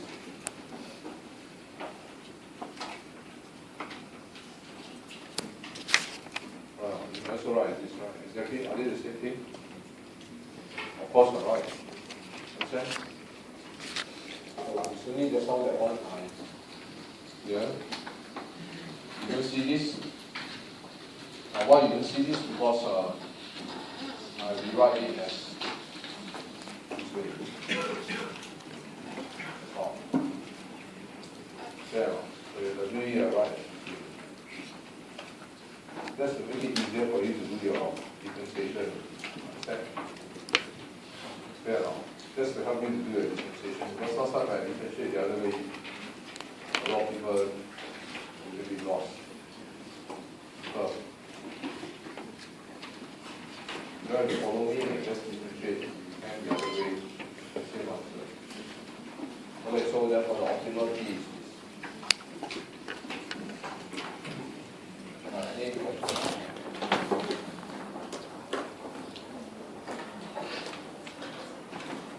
Okay, so we have found the optimal P in the, so wherever function asks you to find the minimum cost implementation problem, you solve for P. Fine. This is the optimal level of P, so we have the term to minimize cost. Now after you found P, you can find the monitoring cost, because the monitoring cost depends on the value of one. Right. So all you have to do is put this side here, so the firm should spend this amount to minimize cost. Now the question asks you to solve for one. After you solve the minimum cost problem, find the efficiency wage. Now, you notice that the efficiency wage depends on what? This value. Agree? Have you found this value? Yes. So put this inside here. So we put this inside there.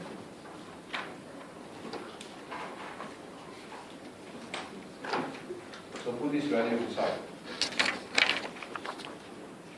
What will you get?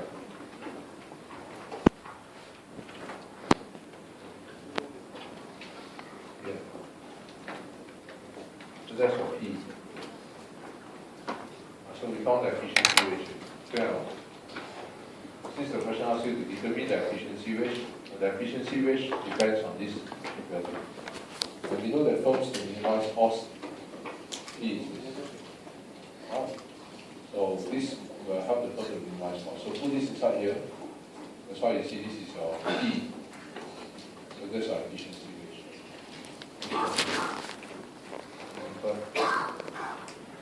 Okay. So we have found the efficiency ratio. So I simplified a little bit. So let's answer part C of the question. Now, part C of the question asks you, how does the efficiency ratio varies with G and M? If G were to rise, will the efficiency ratio be higher or lower? And if M were to go up, will the efficiency ratio be higher or lower? So how to find? If G rise, okay. So to see how the efficiency ratio varies with this, first, WE.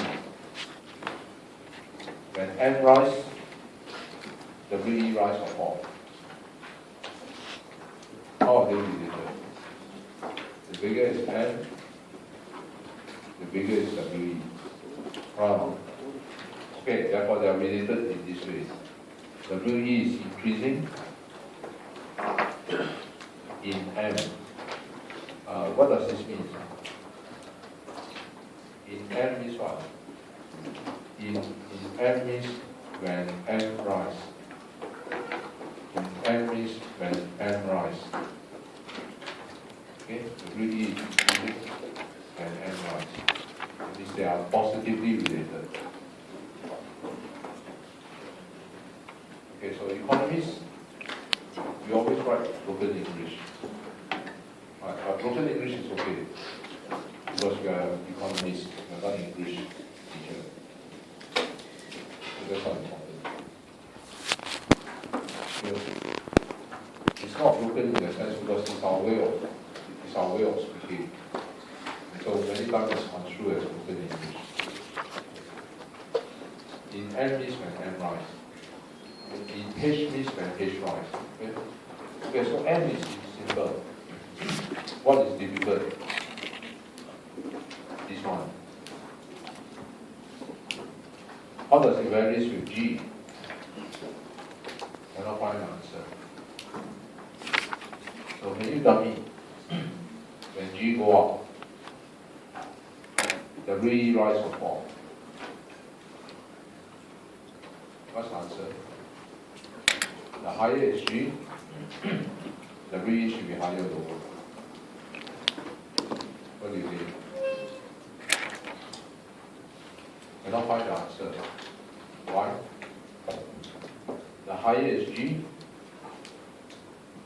So if this G go up, it will cause the WE to rise. But when this G rise, it will cause the WE to what? To fall. Why? Because this sign is a what? It's a minus sign. You know very well, you minus a bigger and bigger number, the thing becomes smaller. So I cannot find the answer. I cannot determine the relationship. So what do we do? If we cannot find the answer, then you have to make use of all the things that you learn in your mathematics and think of how to solve it. Understand? So what mathematical tools have you learned to find the relationship between two things? So to find the relationship between two things, one of the tools that you have learned is subtractor tool, all these things. What does this give you? It will always tell you how two things are related. Why do you do dy over dx? Why do you do du over dy? I want to see how they are related. Now, if you differentiate, and you find that the number is a positive number, that means these two things are positively related. Right? If you find that it's a negative number, it means these two things are negatively related. It means they move in opposite directions. So now, I'm trying to find out using this method. Now, which means if you differentiate this with respect to G, what will you get? You get this. And the problem now we have is what? I cannot find the answer. Because after I differentiate this with respect to G, I have a problem because I cannot tell whether this number is positive or negative. Why? Because I'm not sure whether this number here is bigger than what? I'm not sure whether it's bigger than this. Can you tell? Can you tell whether this number is bigger than this? Cannot tell. So got a problem. Still no answer. Alright.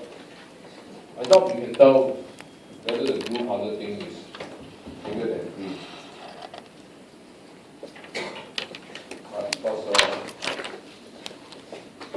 the blue color star is how much? The blue color star is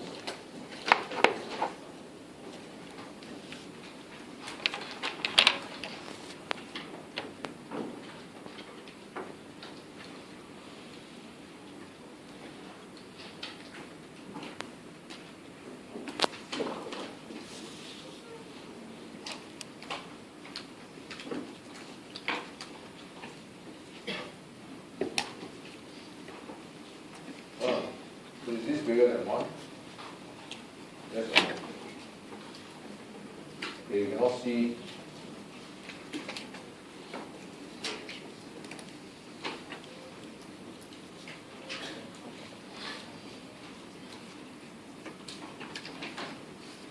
this bigger than 1? Alright, so it's very obvious. You cannot tell. You cannot tell because it depends on the absolute size of M. If M is very much larger than G, then it will be greater than 1. Right. But if the gain from cheating is very, very high, certainly this will be less than 1. Okay? So it depends on the gain from cheating. But for us, the gain from cheating is only 1 cent. So if G is very small, then of course this thing will be greater than 1. Okay, so still no solution. Okay? So we cannot tell the relationship. We have a very complex relationship. So the only thing we can do for complex things, then we go around by just saying why there's no answer, because they are quite complex. So we can only say that they are positively related. For these two things to be positively related, they will be positively related if this is true. Okay? So the only thing I can say is that these two things are positively related if and only this is greater than 0. That's what I can say. Right? They are positively related if this thing is greater than 0. Greater than 0 means if this is true. If this is true. If this is true. That means these two things are positively related. That means they move in the same direction. If the gain from cheating is less than this value, okay? That's all. Now we know why we cannot get the answer. We cannot get the answer because there was 2 answers. Understand? These two are positively related. It means the G rise, the V rise. If this is true. This is true means this is true means this is true. That means they are positively related. The gain from cheating is smaller than this value. So from 0 to this value, then they are positively related. What happens if G is greater than this value? Then here will be less than 0. So therefore they are inversely related. Okay, so we cannot get an answer because over a certain range, they are positively related. Beyond this value, then here will be negative. They are negatively related. Understand? Okay, any question? Okay, so no problem, then let's move on to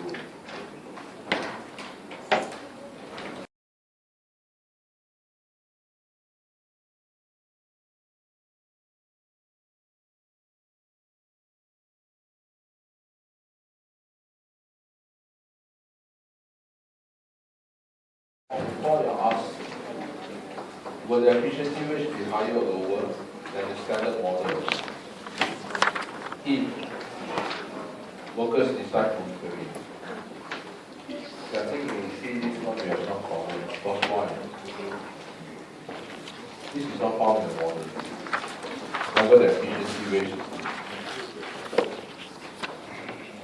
So this is the efficiency ratio. Now, if workers decide monitoring, but this is not found in the efficiency ratio. Right. The standard model is this. So now she's testing you on everything that is outside the model. What are they? Workers decide monitoring, workers suffer a lot of psychological costs when they are fired. Workers are risk averse, monitoring very costly, and you can see for yourself, none of these are in the model. So how do we go beyond the model? That means we have to think outside the model now. Now first, if workers decide monitoring, will the efficiency rate be higher or lower compared to the standard, the original model? Now of course, what do you mean by workers decide monitoring? If the boss every second stare,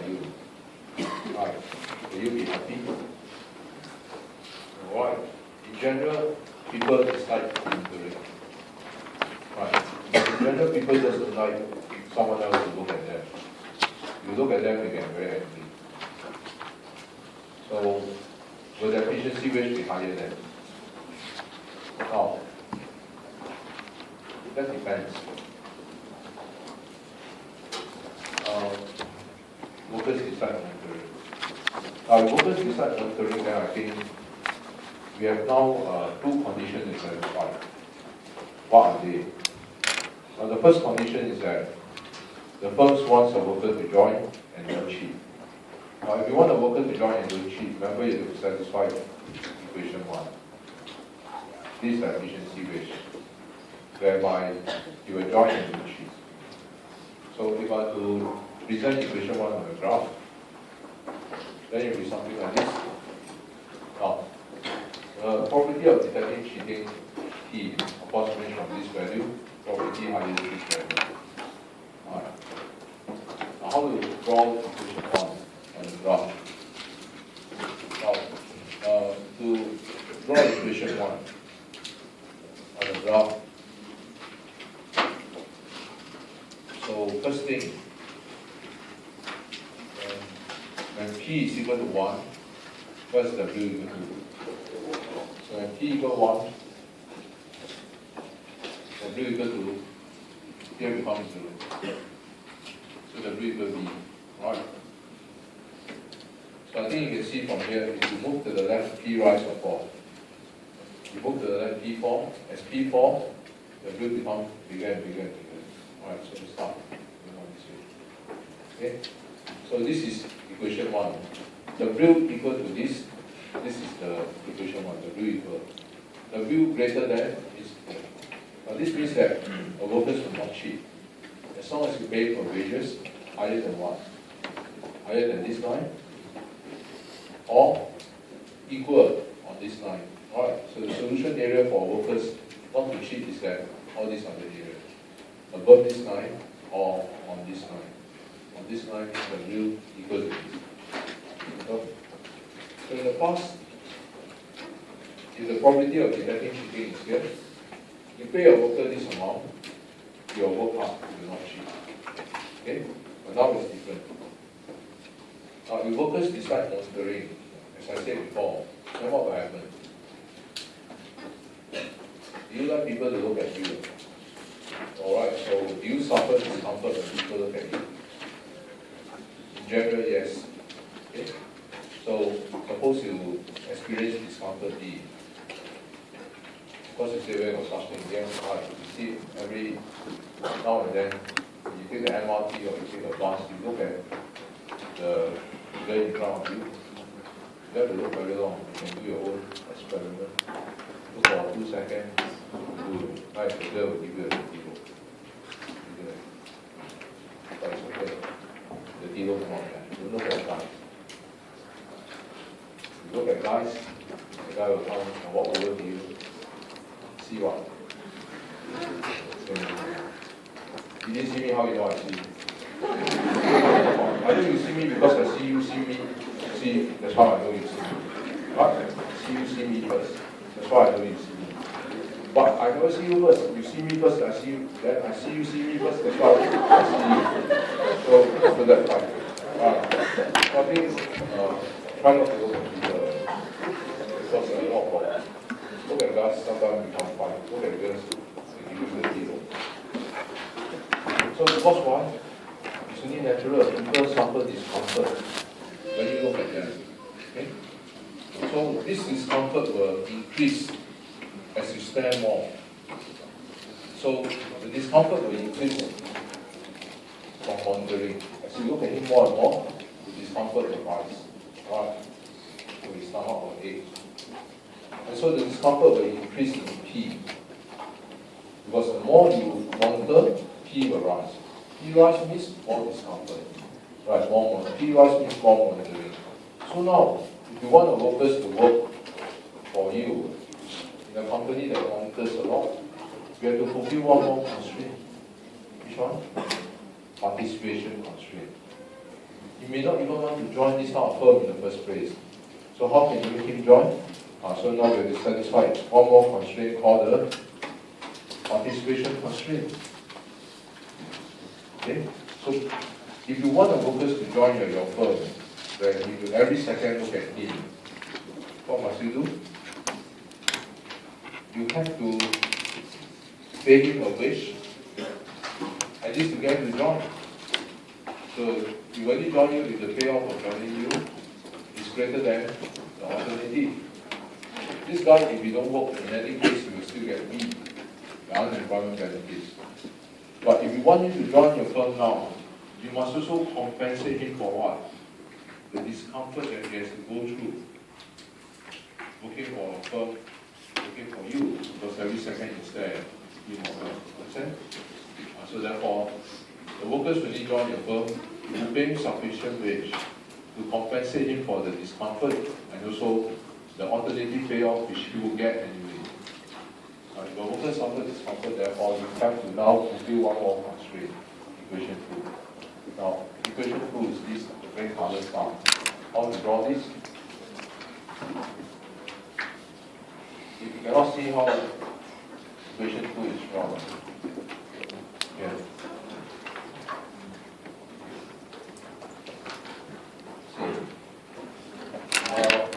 How come here W is equal to B? And this point here, when P equals 0, W equals to this, right? Why? Okay, P equals 0 means what about monitoring? P equals 0 means 0 monitoring. No monitoring, probability of detecting cheating, 0. Why? So, when P equals 0 means no monitoring. No monitoring means discomfort equal 0. So therefore W equal to this. Right? So we start from here. Now this line, as you can see this way, because as P rise means what? Monitoring increase. That's why P rise. Right? As monitoring increase, discomfort start to rise. Simple? Any question?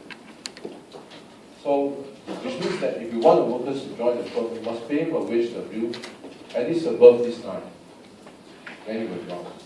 Now, I think you can see, if workers suffer discomfort, I think the efficiency wage is higher. Why? Because in the past, when the probability of detecting cheating is here, you pay him this, you will join and won't cheat. Correct or not? But now not enough. Because if he's here, you pay this amount of wage, yes, he will not cheat. But will he join? No, he only join if the wage is above here. Correct or not? So, you want him to join and don't cheat, you have to pay at least this. Or above. For this level of P. So the efficiency wage is now higher than before. Okay? So if the workers decide monitoring, the firm has to pay him a higher efficiency wage. Because in the past you pay this amount, he will not cheat. Now, but the problem is that he will not join anyway, because this amount is below this rate line. Right? So the solution area that satisfies both constraints are here. Above the black and the red line. So the efficiency wage is higher. By the way, does that mean it's always higher? Is it true that people absolutely don't like being monitored? You don't like people to look at it at all. This is people. So,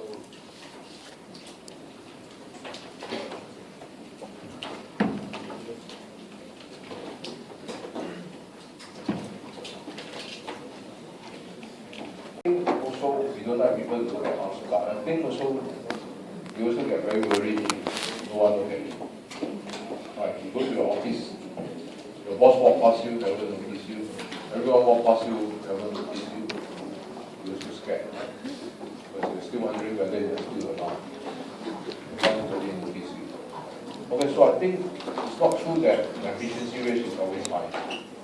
Right now, if people really don't want to look at, don't want you to look at them, then why bother to comb hair? Right, why bother to spend 1 hour grooming your hair, spray perfume all over the place, spray to your mouth so that your talk also got a good smell, right? Why do that? Certainly that means still there are people want someone to look at them, but not too long, right? So you can see for yourself, if P is here, is the efficiency rate higher? No way.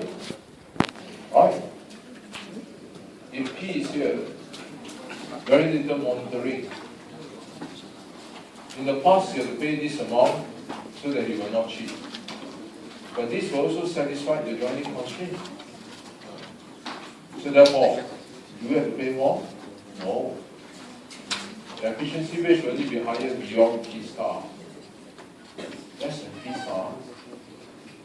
After all, for here, we have to pay this. This also satisfies this. If it's here, you have to pay this. This also satisfies this. Understand? So the efficiency rate will only be higher if and only D is equal to P star. So that means workers still like some monitoring.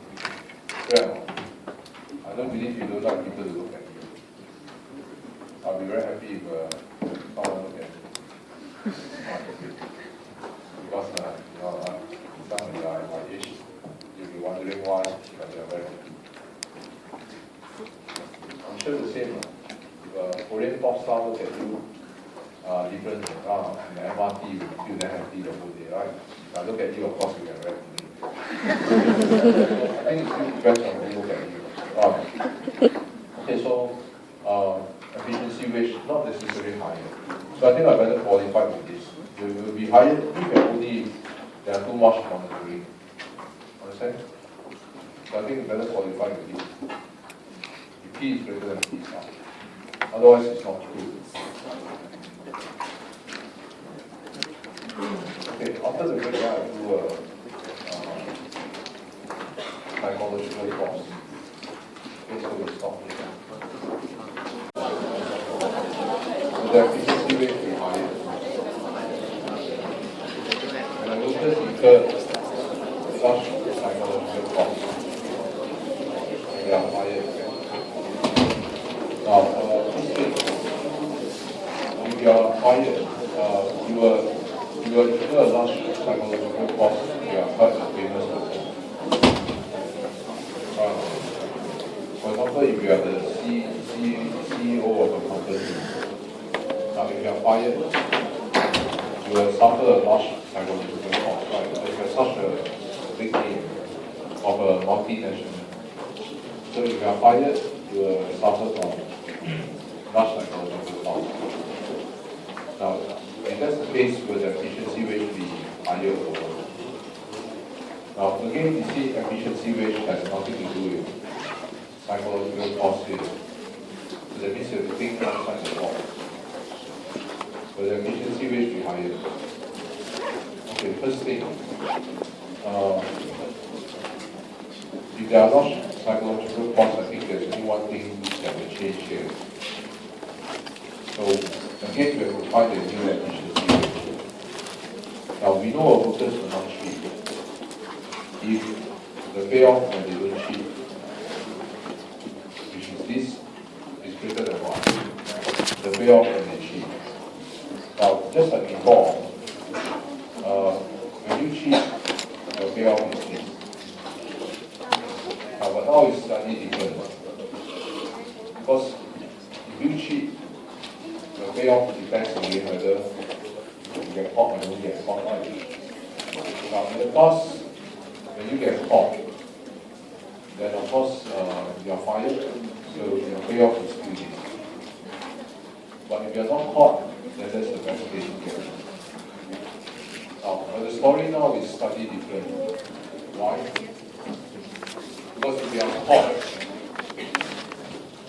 you now suffer a psychological cost. Remember, every night you cannot sleep anymore. You suffer from depression. So if you suffer from depression, psychological cost, then for now the story is if you are caught, you will get a payoff B, but you will suffer a loss of what? This is your psychological cost. So now we have this additional picture, right? Because every night you cannot sleep. You suffer from depression. Now, of course, you say, what's the big deal? If every night you cannot sleep, where got cost? If you cannot sleep, surely there's a cost, right? You don't believe that you try to sleep with your eyes open for 1 month. You understand what I mean by there's a cost. Right? Very soon you will see a psychiatrist.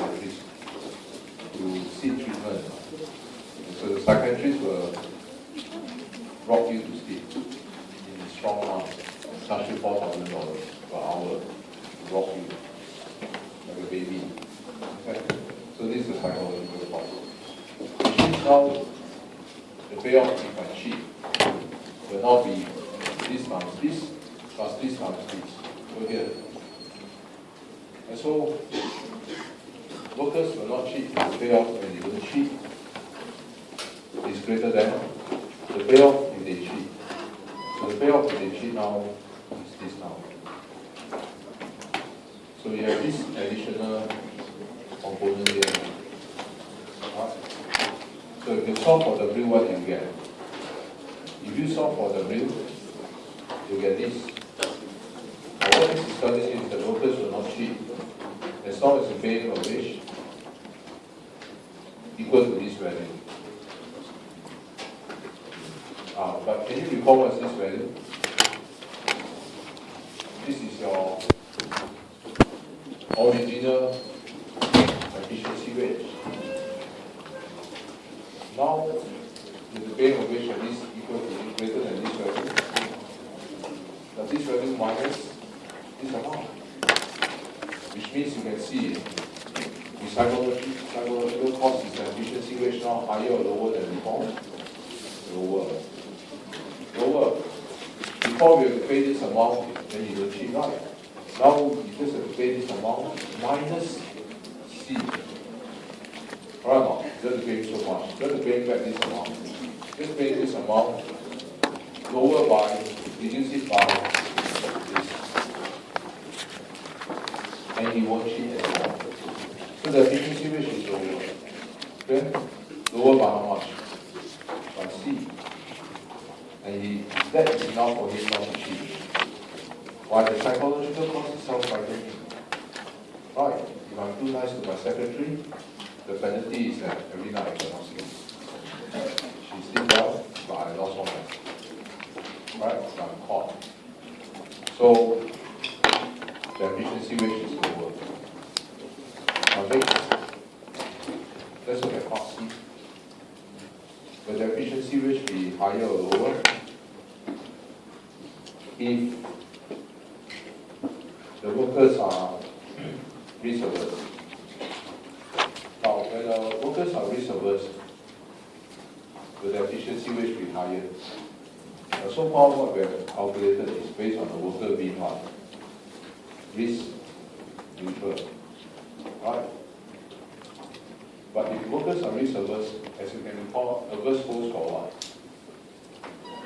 Money or satisfaction? Satisfaction.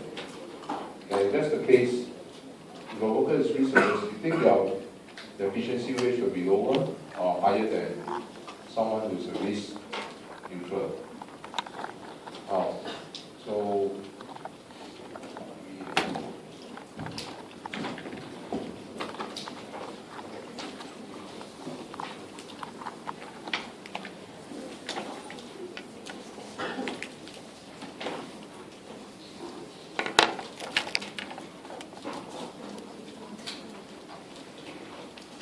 okay, first, to begin with, maybe I draw this example.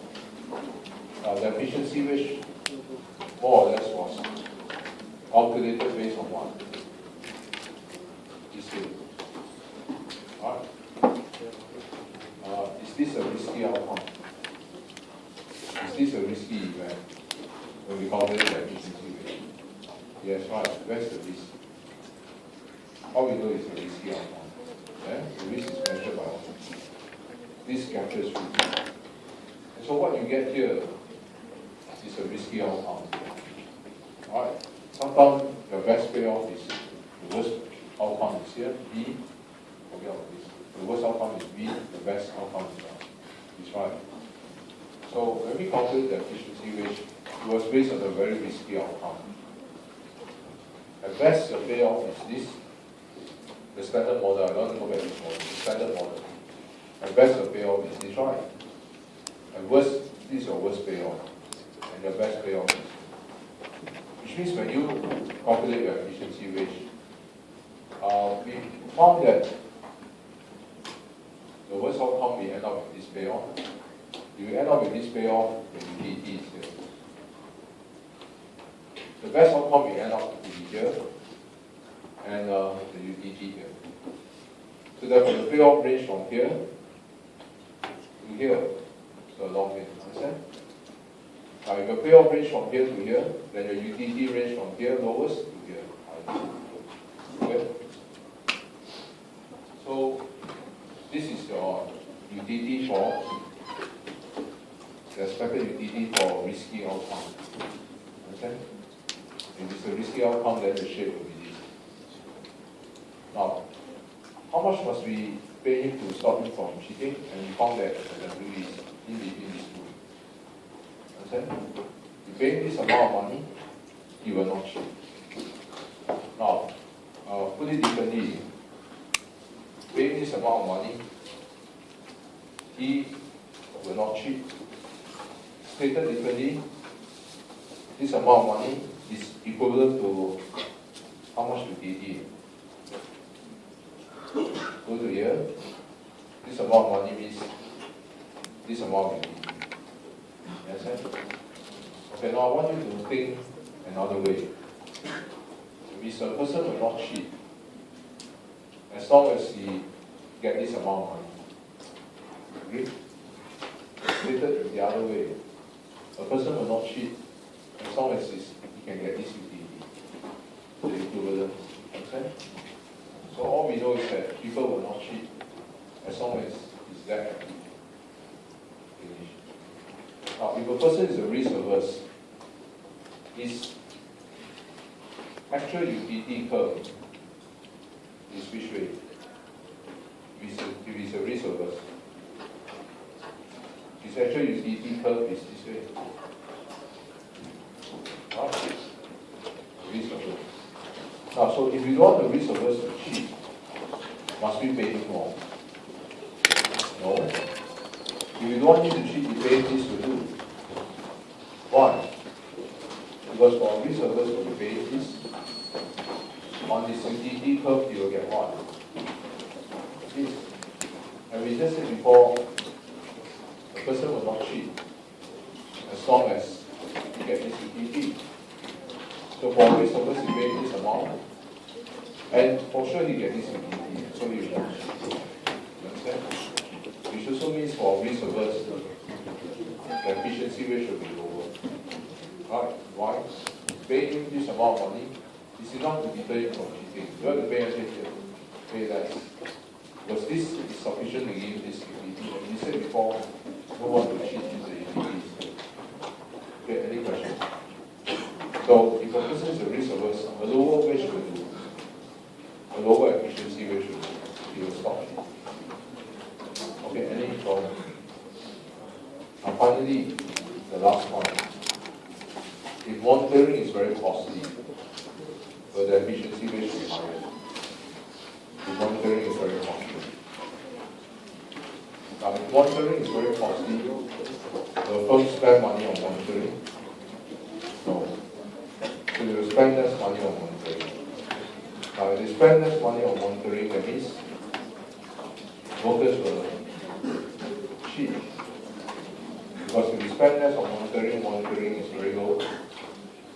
The probability of detecting cheating is very low. P is very low. So workers will tend to cheat. So you have to pay a higher wage to deter cheating. Okay, so that's all. Okay, any questions? Okay, so if no problem, then we are done with the calculation part of efficiency rate. So now we're going to go back to the lecture and look at the theory part.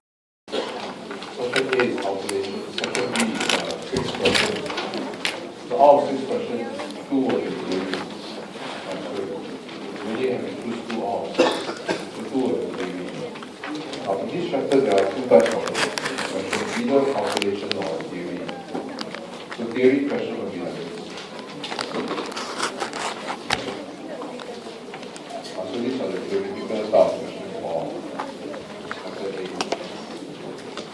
Wages tends to increase over your career path. As you work longer and longer in the company, your wages tends to rise. How to explain this?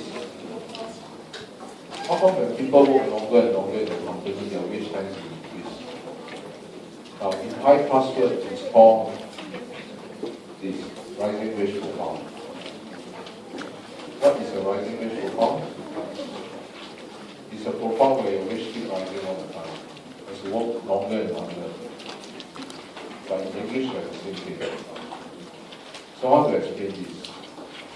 In terms of human capital, in terms of training, screening, so on and so forth. Okay, so let's go back to the lecture notes.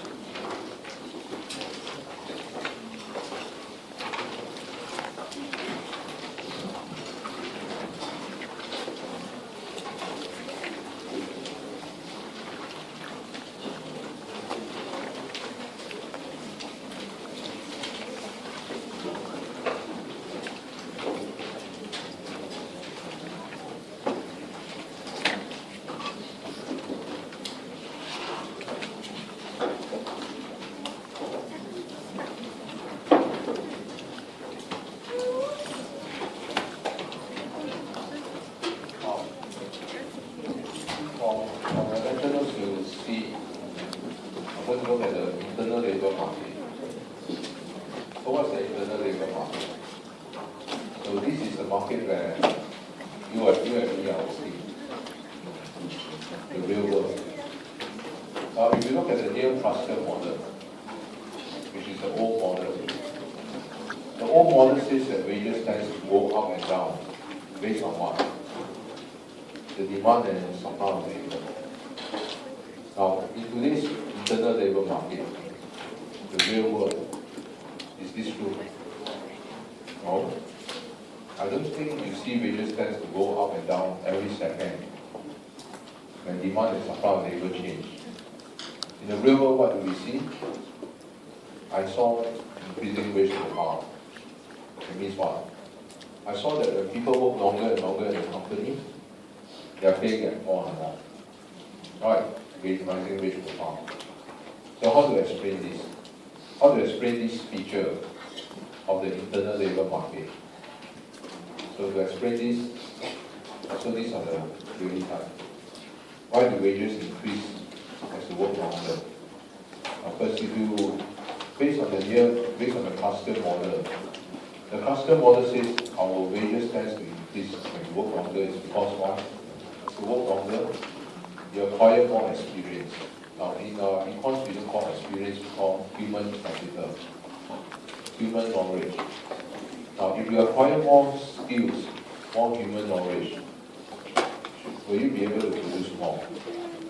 Of course, why? That's why, because you can produce more, your productivity are higher, that's why your pay are higher. Understand? So the longer you work, the more human capital you acquire, so does your pay because of your higher productivity. Now, second, another reason why wages tends to increase as you work longer in the company is based on the human capital theory. Now, the human capital theory says what? That at first your pay is higher because initially your pay is very low. Why? After you graduated and you go and work, you find that you are not working, you are not contributing. You are actually there, the firm is training you. Right? So that's why your pay is so low. The first 2 years, everything you don't know, you ask people. But you find that when you go outside and work, nobody answer your questions. It's like that. You view as a competitor. Okay? So the firm has to spend a lot of money training you. So initially your pay is very low because you are not contributing, you are under training. And the firm has to spend a lot of money training you. That's why your wage is so low. Now subsequently, after you are trained, the longer you work inside, after your training ends, how come your pay is higher? Because if the firm don't pay you higher wage, some other bank will buy you over, some other accounting firm will buy you over at a much higher wage. Understand? So that's why as you work longer, your wage is higher. Initially, your pay is very low because you are under training.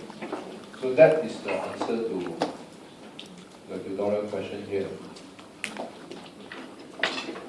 That's the answer. How to explain rising wage profile based on human capital? based on human capital, if you are using the classical human capital model, you can say the classical model says what? As you work longer, the human capital increase, right? So-called experience. So the human capital is your knowledge and skill increase, so you are more productive. That's why your pay becomes higher and higher as you work longer. Now, to answer the rising wage profile in terms of training, I just mentioned to you, right? Why your wage becomes higher and higher? Initially you are training, later on you are participating. That's why the firm has to pay you more. Screening. Okay, I'll come back to screening and monitoring later. But first, let's look at some other theory. The efficiency argument. Now, based on this theory, how come your pay initially is so high? No, your pay initially so low, later on so high. Because company purposely do that. Why do they do such things? Initially pay you so low. They use it as a strategy. They use this as a strategy. An incentive mechanism to make sure that you work on the dot forever. Why? Because according to this theory, at first the firm purposely pay you very much less than what you deserve. Pay you very much less than the marginal revenue product, purposely pay you. Then later on, at the later part of your career, then they purposely pay you a lot more than what you should deserve. Why would they do such thing?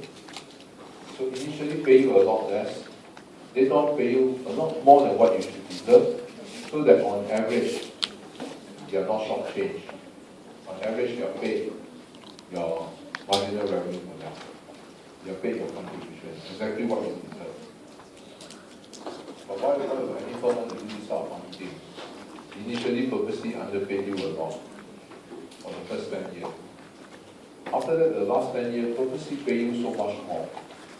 Now, the argument is based on the fact that firms use this as a strategy, using rising wage profile as an incentive mechanism. But the reason is because they know that initially after you go on and work, the first 10 years you will be very hardworking. Every day you work smart. So you'll be very hardworking, very enthusiastic. Nothing to do every day, search for things to do. But the firm also know that after 10 years, you'll be thinking of how to shirt. Right. So what will they do? They make it very expensive for you to shirt. Because most of your higher pay only comes at the later part of your career. So if you shirt and get caught, you get fired. You lose out on all the high pay. And therefore, in this case, knowing very well that after 10 years you are more likely to shirt, make it very, very painful for you to shirt. So that forever you won't shirt and work hard forever for the firm. Right, that's why initially they pay you so much below your value, later on they pay you so much more, so that to discourage you from shirting. Okay, so this is a strategy. Now, if you base on the efficiency wage model, this can also be used to explain why your wages increase as you work longer and longer in the company. Why? Now, the efficiency wage model says initially your pay is very low because it's so simple to monitor you. When you just join your company, the responsibility is very low. It's very easy to monitor you. Now, if it's so easy to monitor you, will you then be cheap? No. Therefore, a lower efficiency wage is enough to deter cheating. But later on, as you work longer and longer in the company, monitoring becomes very costly. Why? We have just done that. If you have a CEO, it's very difficult to monitor you. Right? Your job, responsibility, more complicated. So therefore, we need to pay a higher efficiency wage to deter cheating. So, based on monitoring, that's the answer to your tutorial question. Why wages becomes higher as you work longer? Because initially, based on the efficiency wage model, it's very simple to monitor you.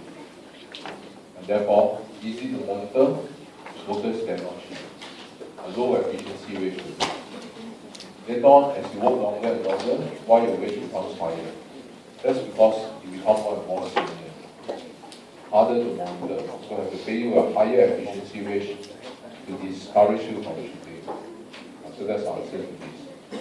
Now finally, why wages increase as you work longer based on screening? What do you mean by screening? How come firms increase your wage if you work longer and longer? Oh, that's because they use this as a strategy to screen. Screen for what? Screen for what? Loyalty. Why? Because firms are also very frightened of workers. Work for 3 years here, learn everything, and then go and join your competitor to compete with you. So they will reward you for loyalty. The longer you work, every year your pay get higher and higher and higher. Partly to reward you for what? Loyalty. So a rising wage profile can be used to screen for loyalty. Understand? The longer you work, you're paying more and more to reward you for loyalty. So that's the answer to question number 5. Now, the other type of theory question in your so-called chapter is about to explain the following features of the internal labor market. What features? Well, rising wage profile is one of the features. The other features is long-term employment. How to explain this? Now, in the real world, you notice there are also such things as long-term employment. Now, this is different from what the cluster model says. The cluster model argues that what? There's no such thing as long-term employment. It doesn't exist. Now, but in the internal labor market, the real world that we are working, we notice there's such thing as long-term employment. Okay, so the question asks you how to explain this. Now first, in order for there to be long-term employment, 2 things must happen. What are they? What are the prerequisites for this to happen?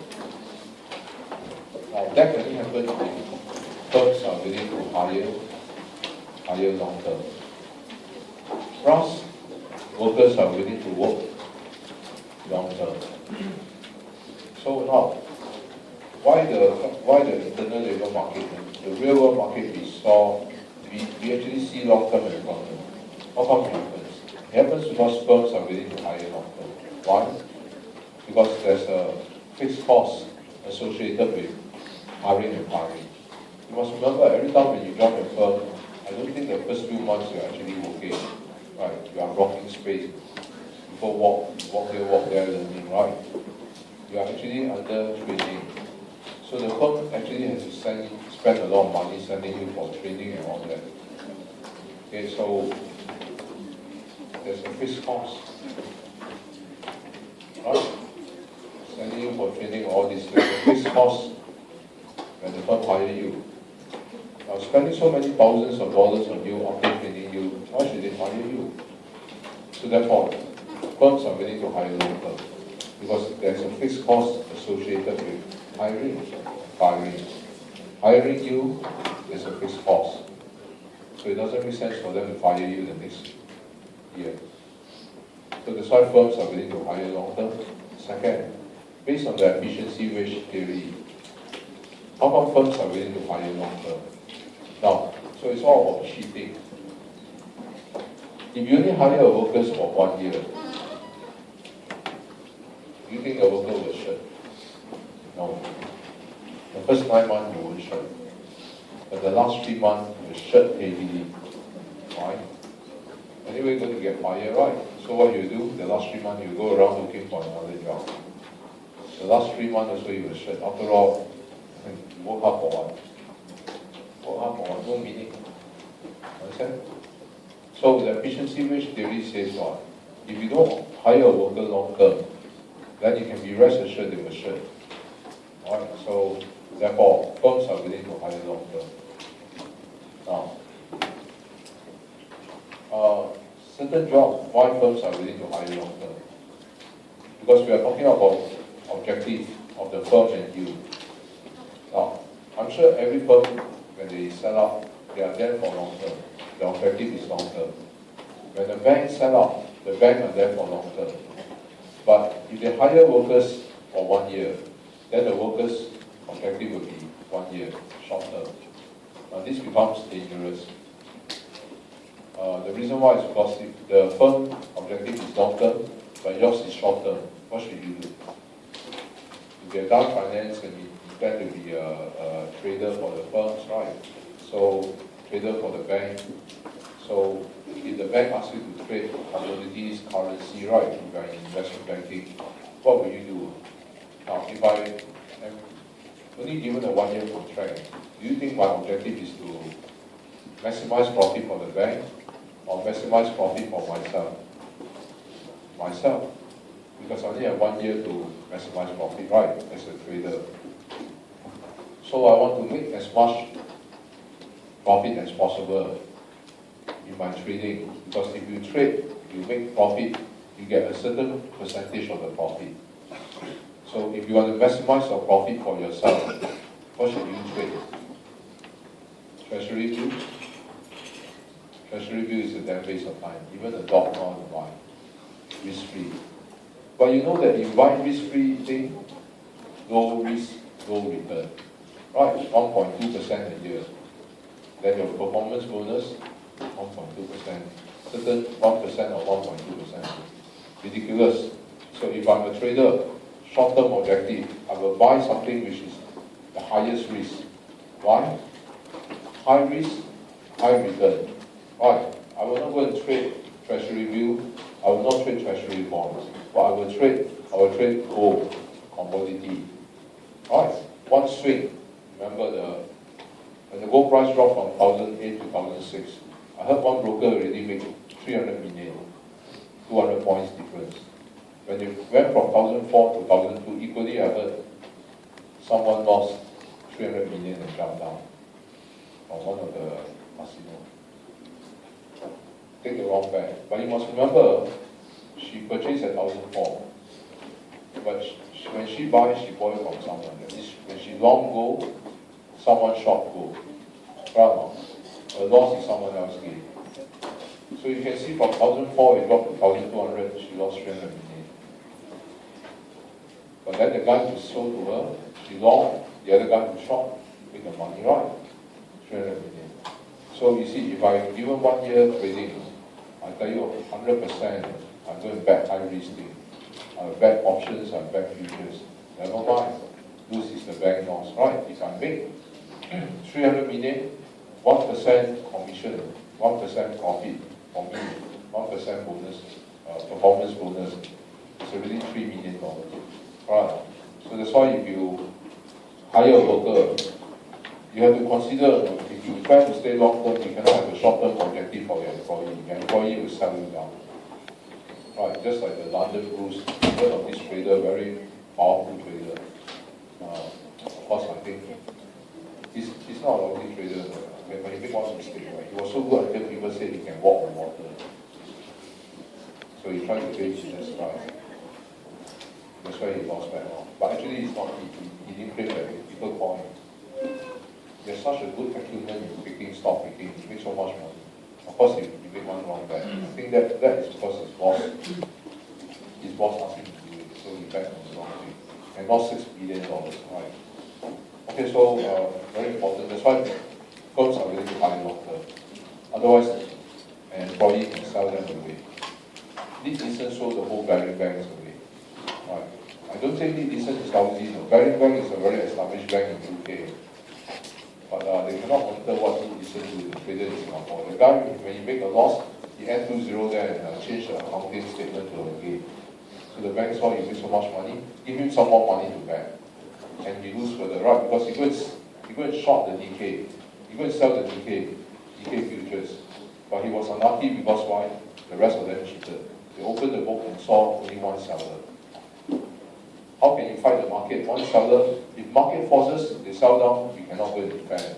But one guy who go and sell, you can corner him and make him bleed until he jump down. Why? One seller is easy to control. Every Japanese firm, they opened the book, they saw, oh, there's only one seller, number 88, Barring Securities. Die. All corner him. One seller. all push up, all buy a few component share in the Nikkei. Nikkei go up, the Nikkei futures go up. He lost, sell the whole bank away. So you see, one trader can sell your whole bank away, right? So, but also that has to do with economies of scale. It's too big to manage. You make a loss while the bank is continuing to give money back. Because if you make a loss, you change the word to profit. So the bank says, oh, so much profit, 1 billion profit. I'll give you some more money. Please bet more, bet more. So become bigger loss, you change the word to profit, not loss. Okay, so now the other thing why workers firms are willing to hire long-term, we have explained. That's why there's long-term employment. Now, long-term employment also requires workers to be willing to work long-term. Right? Now, why are workers willing to work long-term? And I think you can find that many of the jobs that you work this time so is a little bit too specialized. So it's very difficult to find change industry. Right? So if you are a nuclear scientist, then I think you might as well just work for this one. If you decide to sign on in the army, I think you better sign on in the army, right? Because you're good at playing guns and bombs. But you come out, you cannot carry guns and bombs, or even samurai knife along, right? So you make a good soldier, yes, but your skill cannot transfer outside to bring our samurai knife and go to take MRT. Very difficult. So that's why we have no choice but to stay on, right? Even ourselves, the same. You have to rot here and there until you get sacked. Right? Because our skill is so useless. Go outside, no use. Nobody will hire us. Right? Anyway, we cannot teach the same program. So we also rot here and there until we cannot move or until we get sacked. Okay, so that's why workers are able to work long term. Why? Because your skills are too specific. There's no value outside. Where is the teacher, then is good. But teacher, your skill is good. You can go to another school. Whereas this type of skill is totally hopeless. Who else offering go there? Don't have. But even have cannot go there. Well, so you see, teacher then is very good. After all, they get the same pay as us, more than us. If you work for them for 10 years, definitely more than us. 10 years. Okay, so let's look at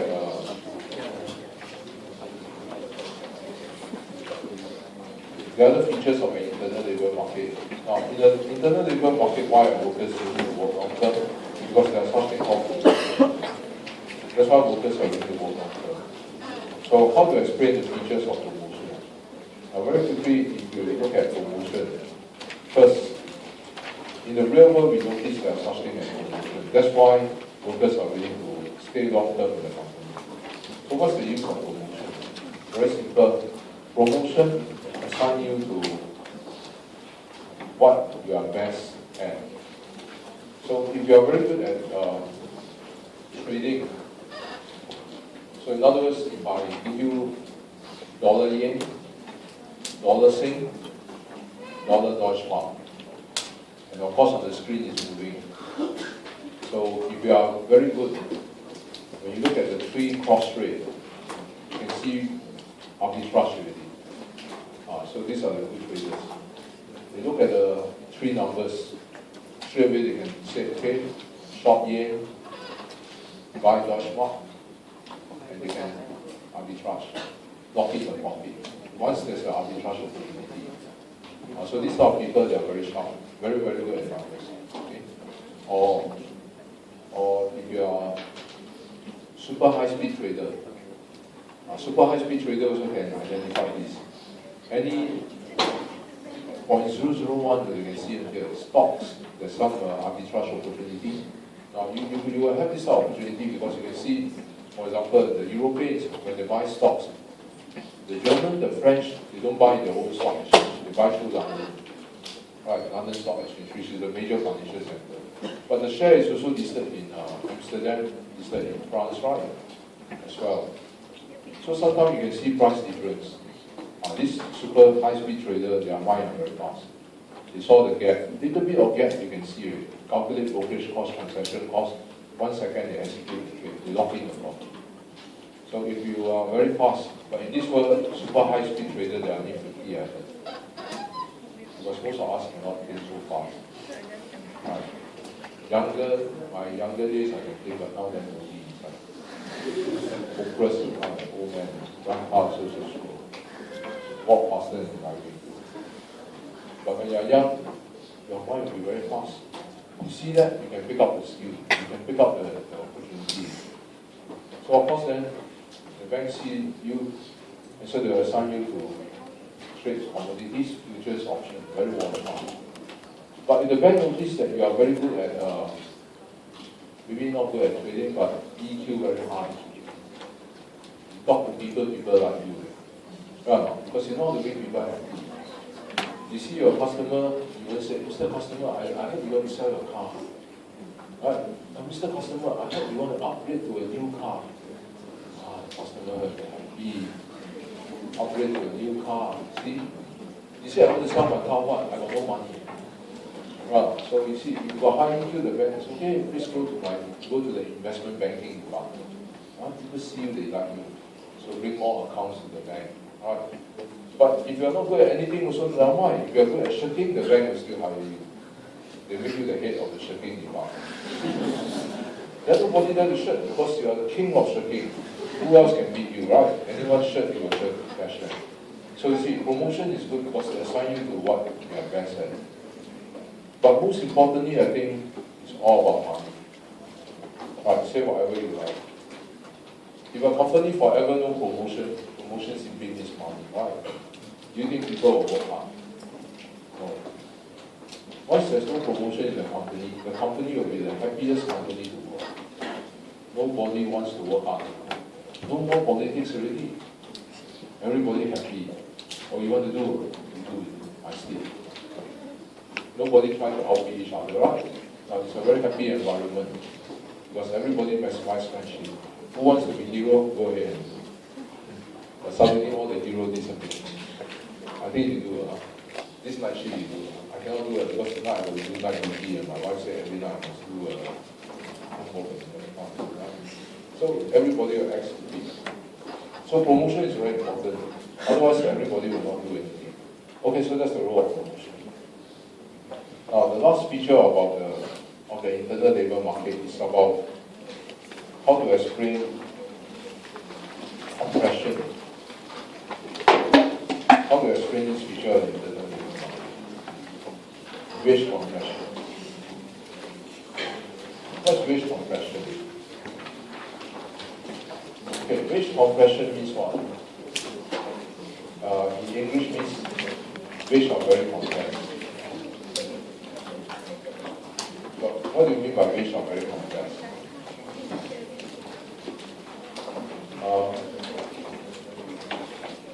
It means wages are less variable than productivity. That's what wage compression is. So wages tend to be more compressed. In other words, the variance of wages is smaller than the variance of productivity. So that's what wage compression is. Okay, now I given this is spoken in English. In English, what does it mean? This is too technical. So in simple English, it means workers of low productivity are overpaid, and those workers with high productivity are always underpaid in this real world. So that's what we saw in this real world.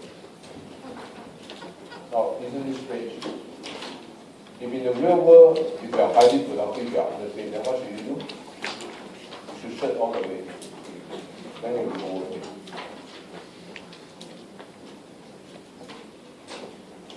Now, how to explain this?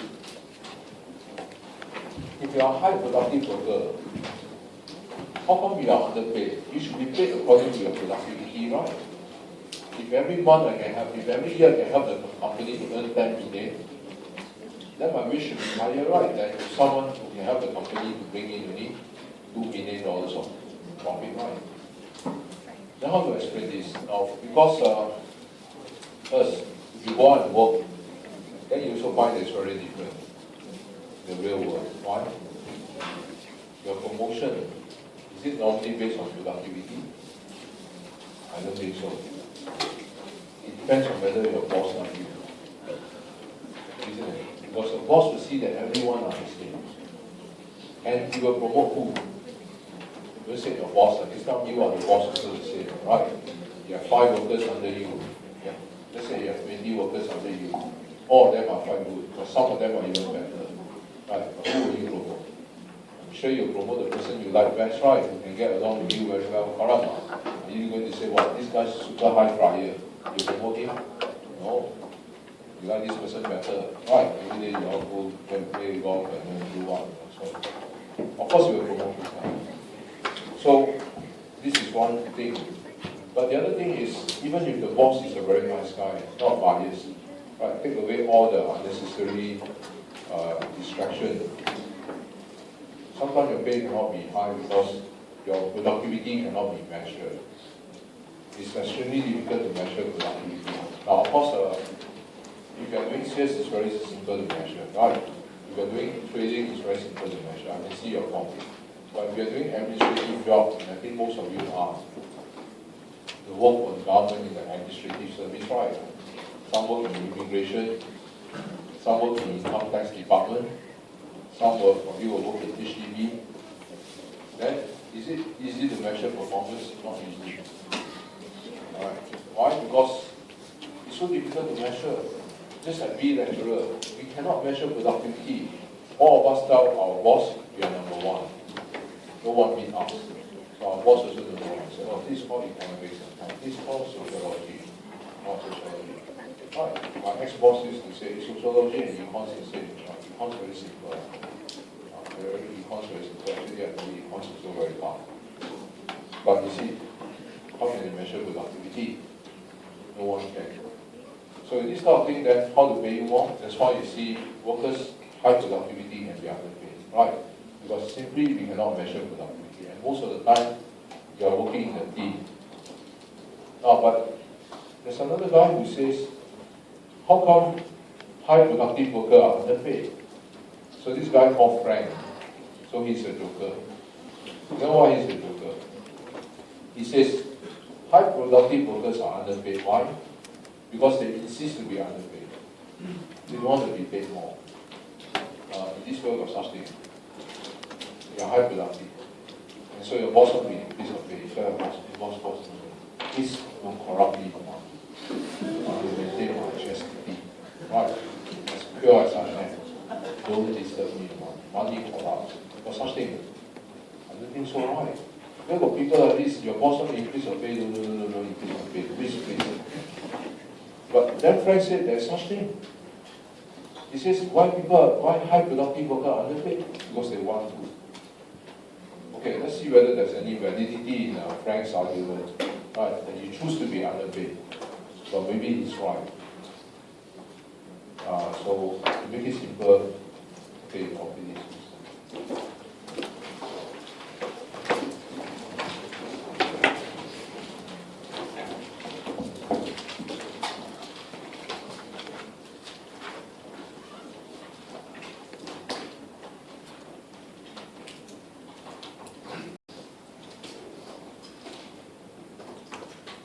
There's a problem with your assignment tool.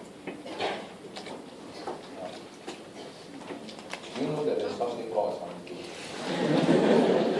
So the class go for very long holiday, right? Last Wednesday is not around.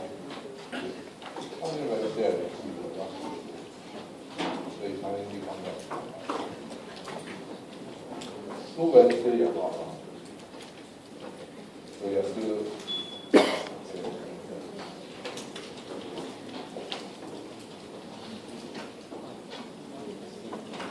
Now, if you based on Frank's theory, one Frank says high productive worker wants to be underpaid. Now, first, let's look at this model first. What is this model say? Now, here's the model to show wages versus what? Your productivity, your marginal product. Now, if we draw a 45 degrees line, what does a 45 degrees line mean? You will bisect this quadrant into half. It's the top half is equal to the bottom half. Okay, so that means this line is symmetrical. Now, we know that in mathematics, if this line is symmetrical, what does that mean? That means every point on the 45 degrees line, the vertical variable is equal to what? the horizontal variable. Right, that means every point on the 45 degrees line, wages equal to marginal product. Which means, see, if at point B the wages is 200, here is how much? 200. So every point on the 45 degrees line, the vertical variable and the horizontal variable are the same. Which means if at this point, if here is 100, then here is also 100. Okay? So that's what it means to be on the 45 degrees line. Which means if a worker productivity is this, how much should he be paid? Now you go to the 45 degrees line, he should actually get this amount. If his marginal product is equal to this amount, his pay, he should get at least this amount. Right, they're commensurate with his productivity. Now, but how much this worker actually gets depends on which firm you want to work for. He can choose to work for firm A, and now what's firm A? If you choose to work for firm A, as you can see, firm A, the real wage range from here to here. Here meaning is the lowest rank. Here meaning he is the CEO, the highest wage. Right? But he can choose not to work for firm A. He can choose to work for firm B. And firm B, I think, is better because the wage are all higher. Now, if you are here, that means you are the lowest rank. If you are here, you are the CEO, the highest wage. So this worker can choose to work for firm A, firm B, or even firm C. Now, if you are this worker, if your productivity is this, by right, your real wage should be this on the 45 degrees line, right? You will choose to work for which firm? If you are this worker. Now, by right, I think you will choose to work for C, right? Because you should be only drawing this, your fair pay is this. But if you work for C, you can get even higher. Now, this worker, which firm do you think you want to work for? Frank says you will work for this. Now, that's ridiculous. If you go and work for A, he's earning less than what he should be drawing. Is that right? If you work for A, with this productivity, he gets this wage. So he's underpaid by how much? W minus WA. Now why would a worker wants to work for A? Crazy.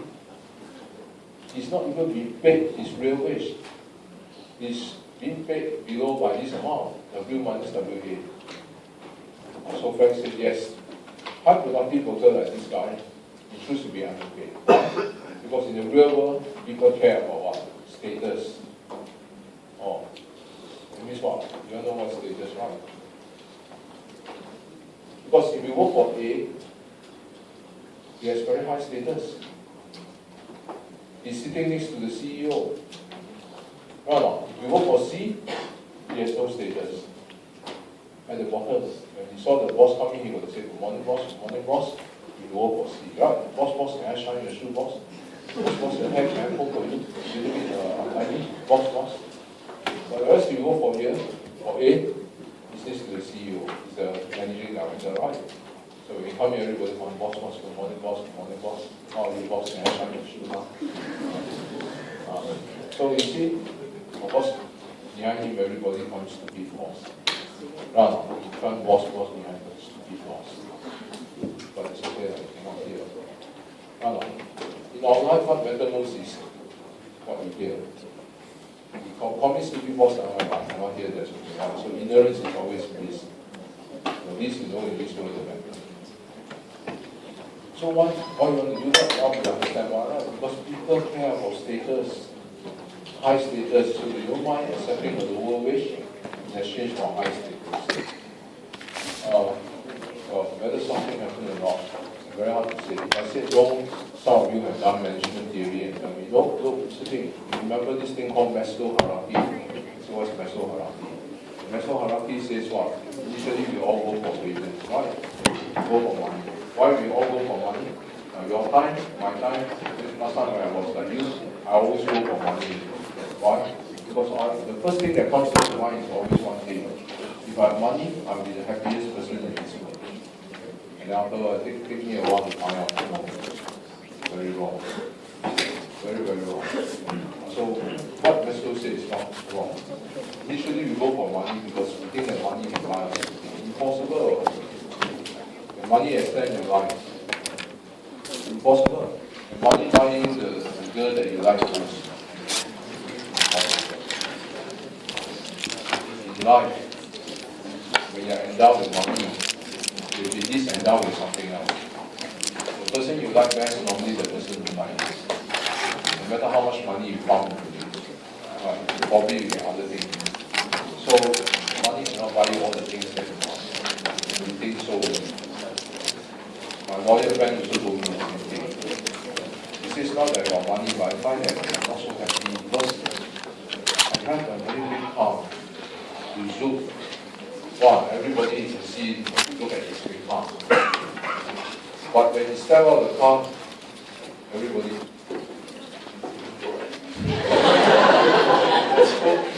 He also very sad. How he wish he never need to get out of the car. Because if you go and buy a motor, but no one can see your face, that's clear. Right? So, which is true. So, Maslow said, what Maslow said is not wrong. Initially, you go for money. After you go for money, you really care for money. You find the money is useless. Then what you go for? Power, recognition, prestige. Right? So people go for prestige. Money is wrong. Prestige, status. So that's why high productive workers can be so underpaid. Because they want to be underpaid. No, but then what has this got to do with this thing next? Why this thing suddenly talk about this? Okay, the reason why is this. Based on strength. How do we connect to variance? Now, because based on strength, why wages are so compressed? See, if you are high productive, by right, you should be getting high wage. If you are low productive, marginal product very, very low. So you are low fire, your wage price very low. Right? Fire is very low. Low fire is not that. Low fire people don't want to right. Fire too low. Then you should be drawing this. But Frank says what? No. In the real world, if your productivity is this, by right, the variance is this, by right, the variance should be this, right, proportionately. But in the real world, no. What Frank finds is that in the real world, high productive worker actually get this actual real wage. And low productive worker tends to be overpaid. The actual wage, they get actual. So you see, the variance of wages are so much lower than the variance of productivity. Right now, by right, they should be proportionate. But by that, they are different. So that's how come wages vary so little? Because high productive workers choose to be paid less, low productive workers choose to be paid more. So you can see the variance of wages is smaller than the variance of what? Productivity. Understand? So that's what it means by this. Otherwise, you're wondering, what do you mean by this? The variability, the variance in wages are smaller than the variance in productivity. In English, it means this. But what does it mean? It means that. Okay, any question?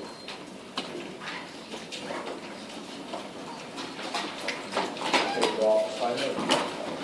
You are doing problem.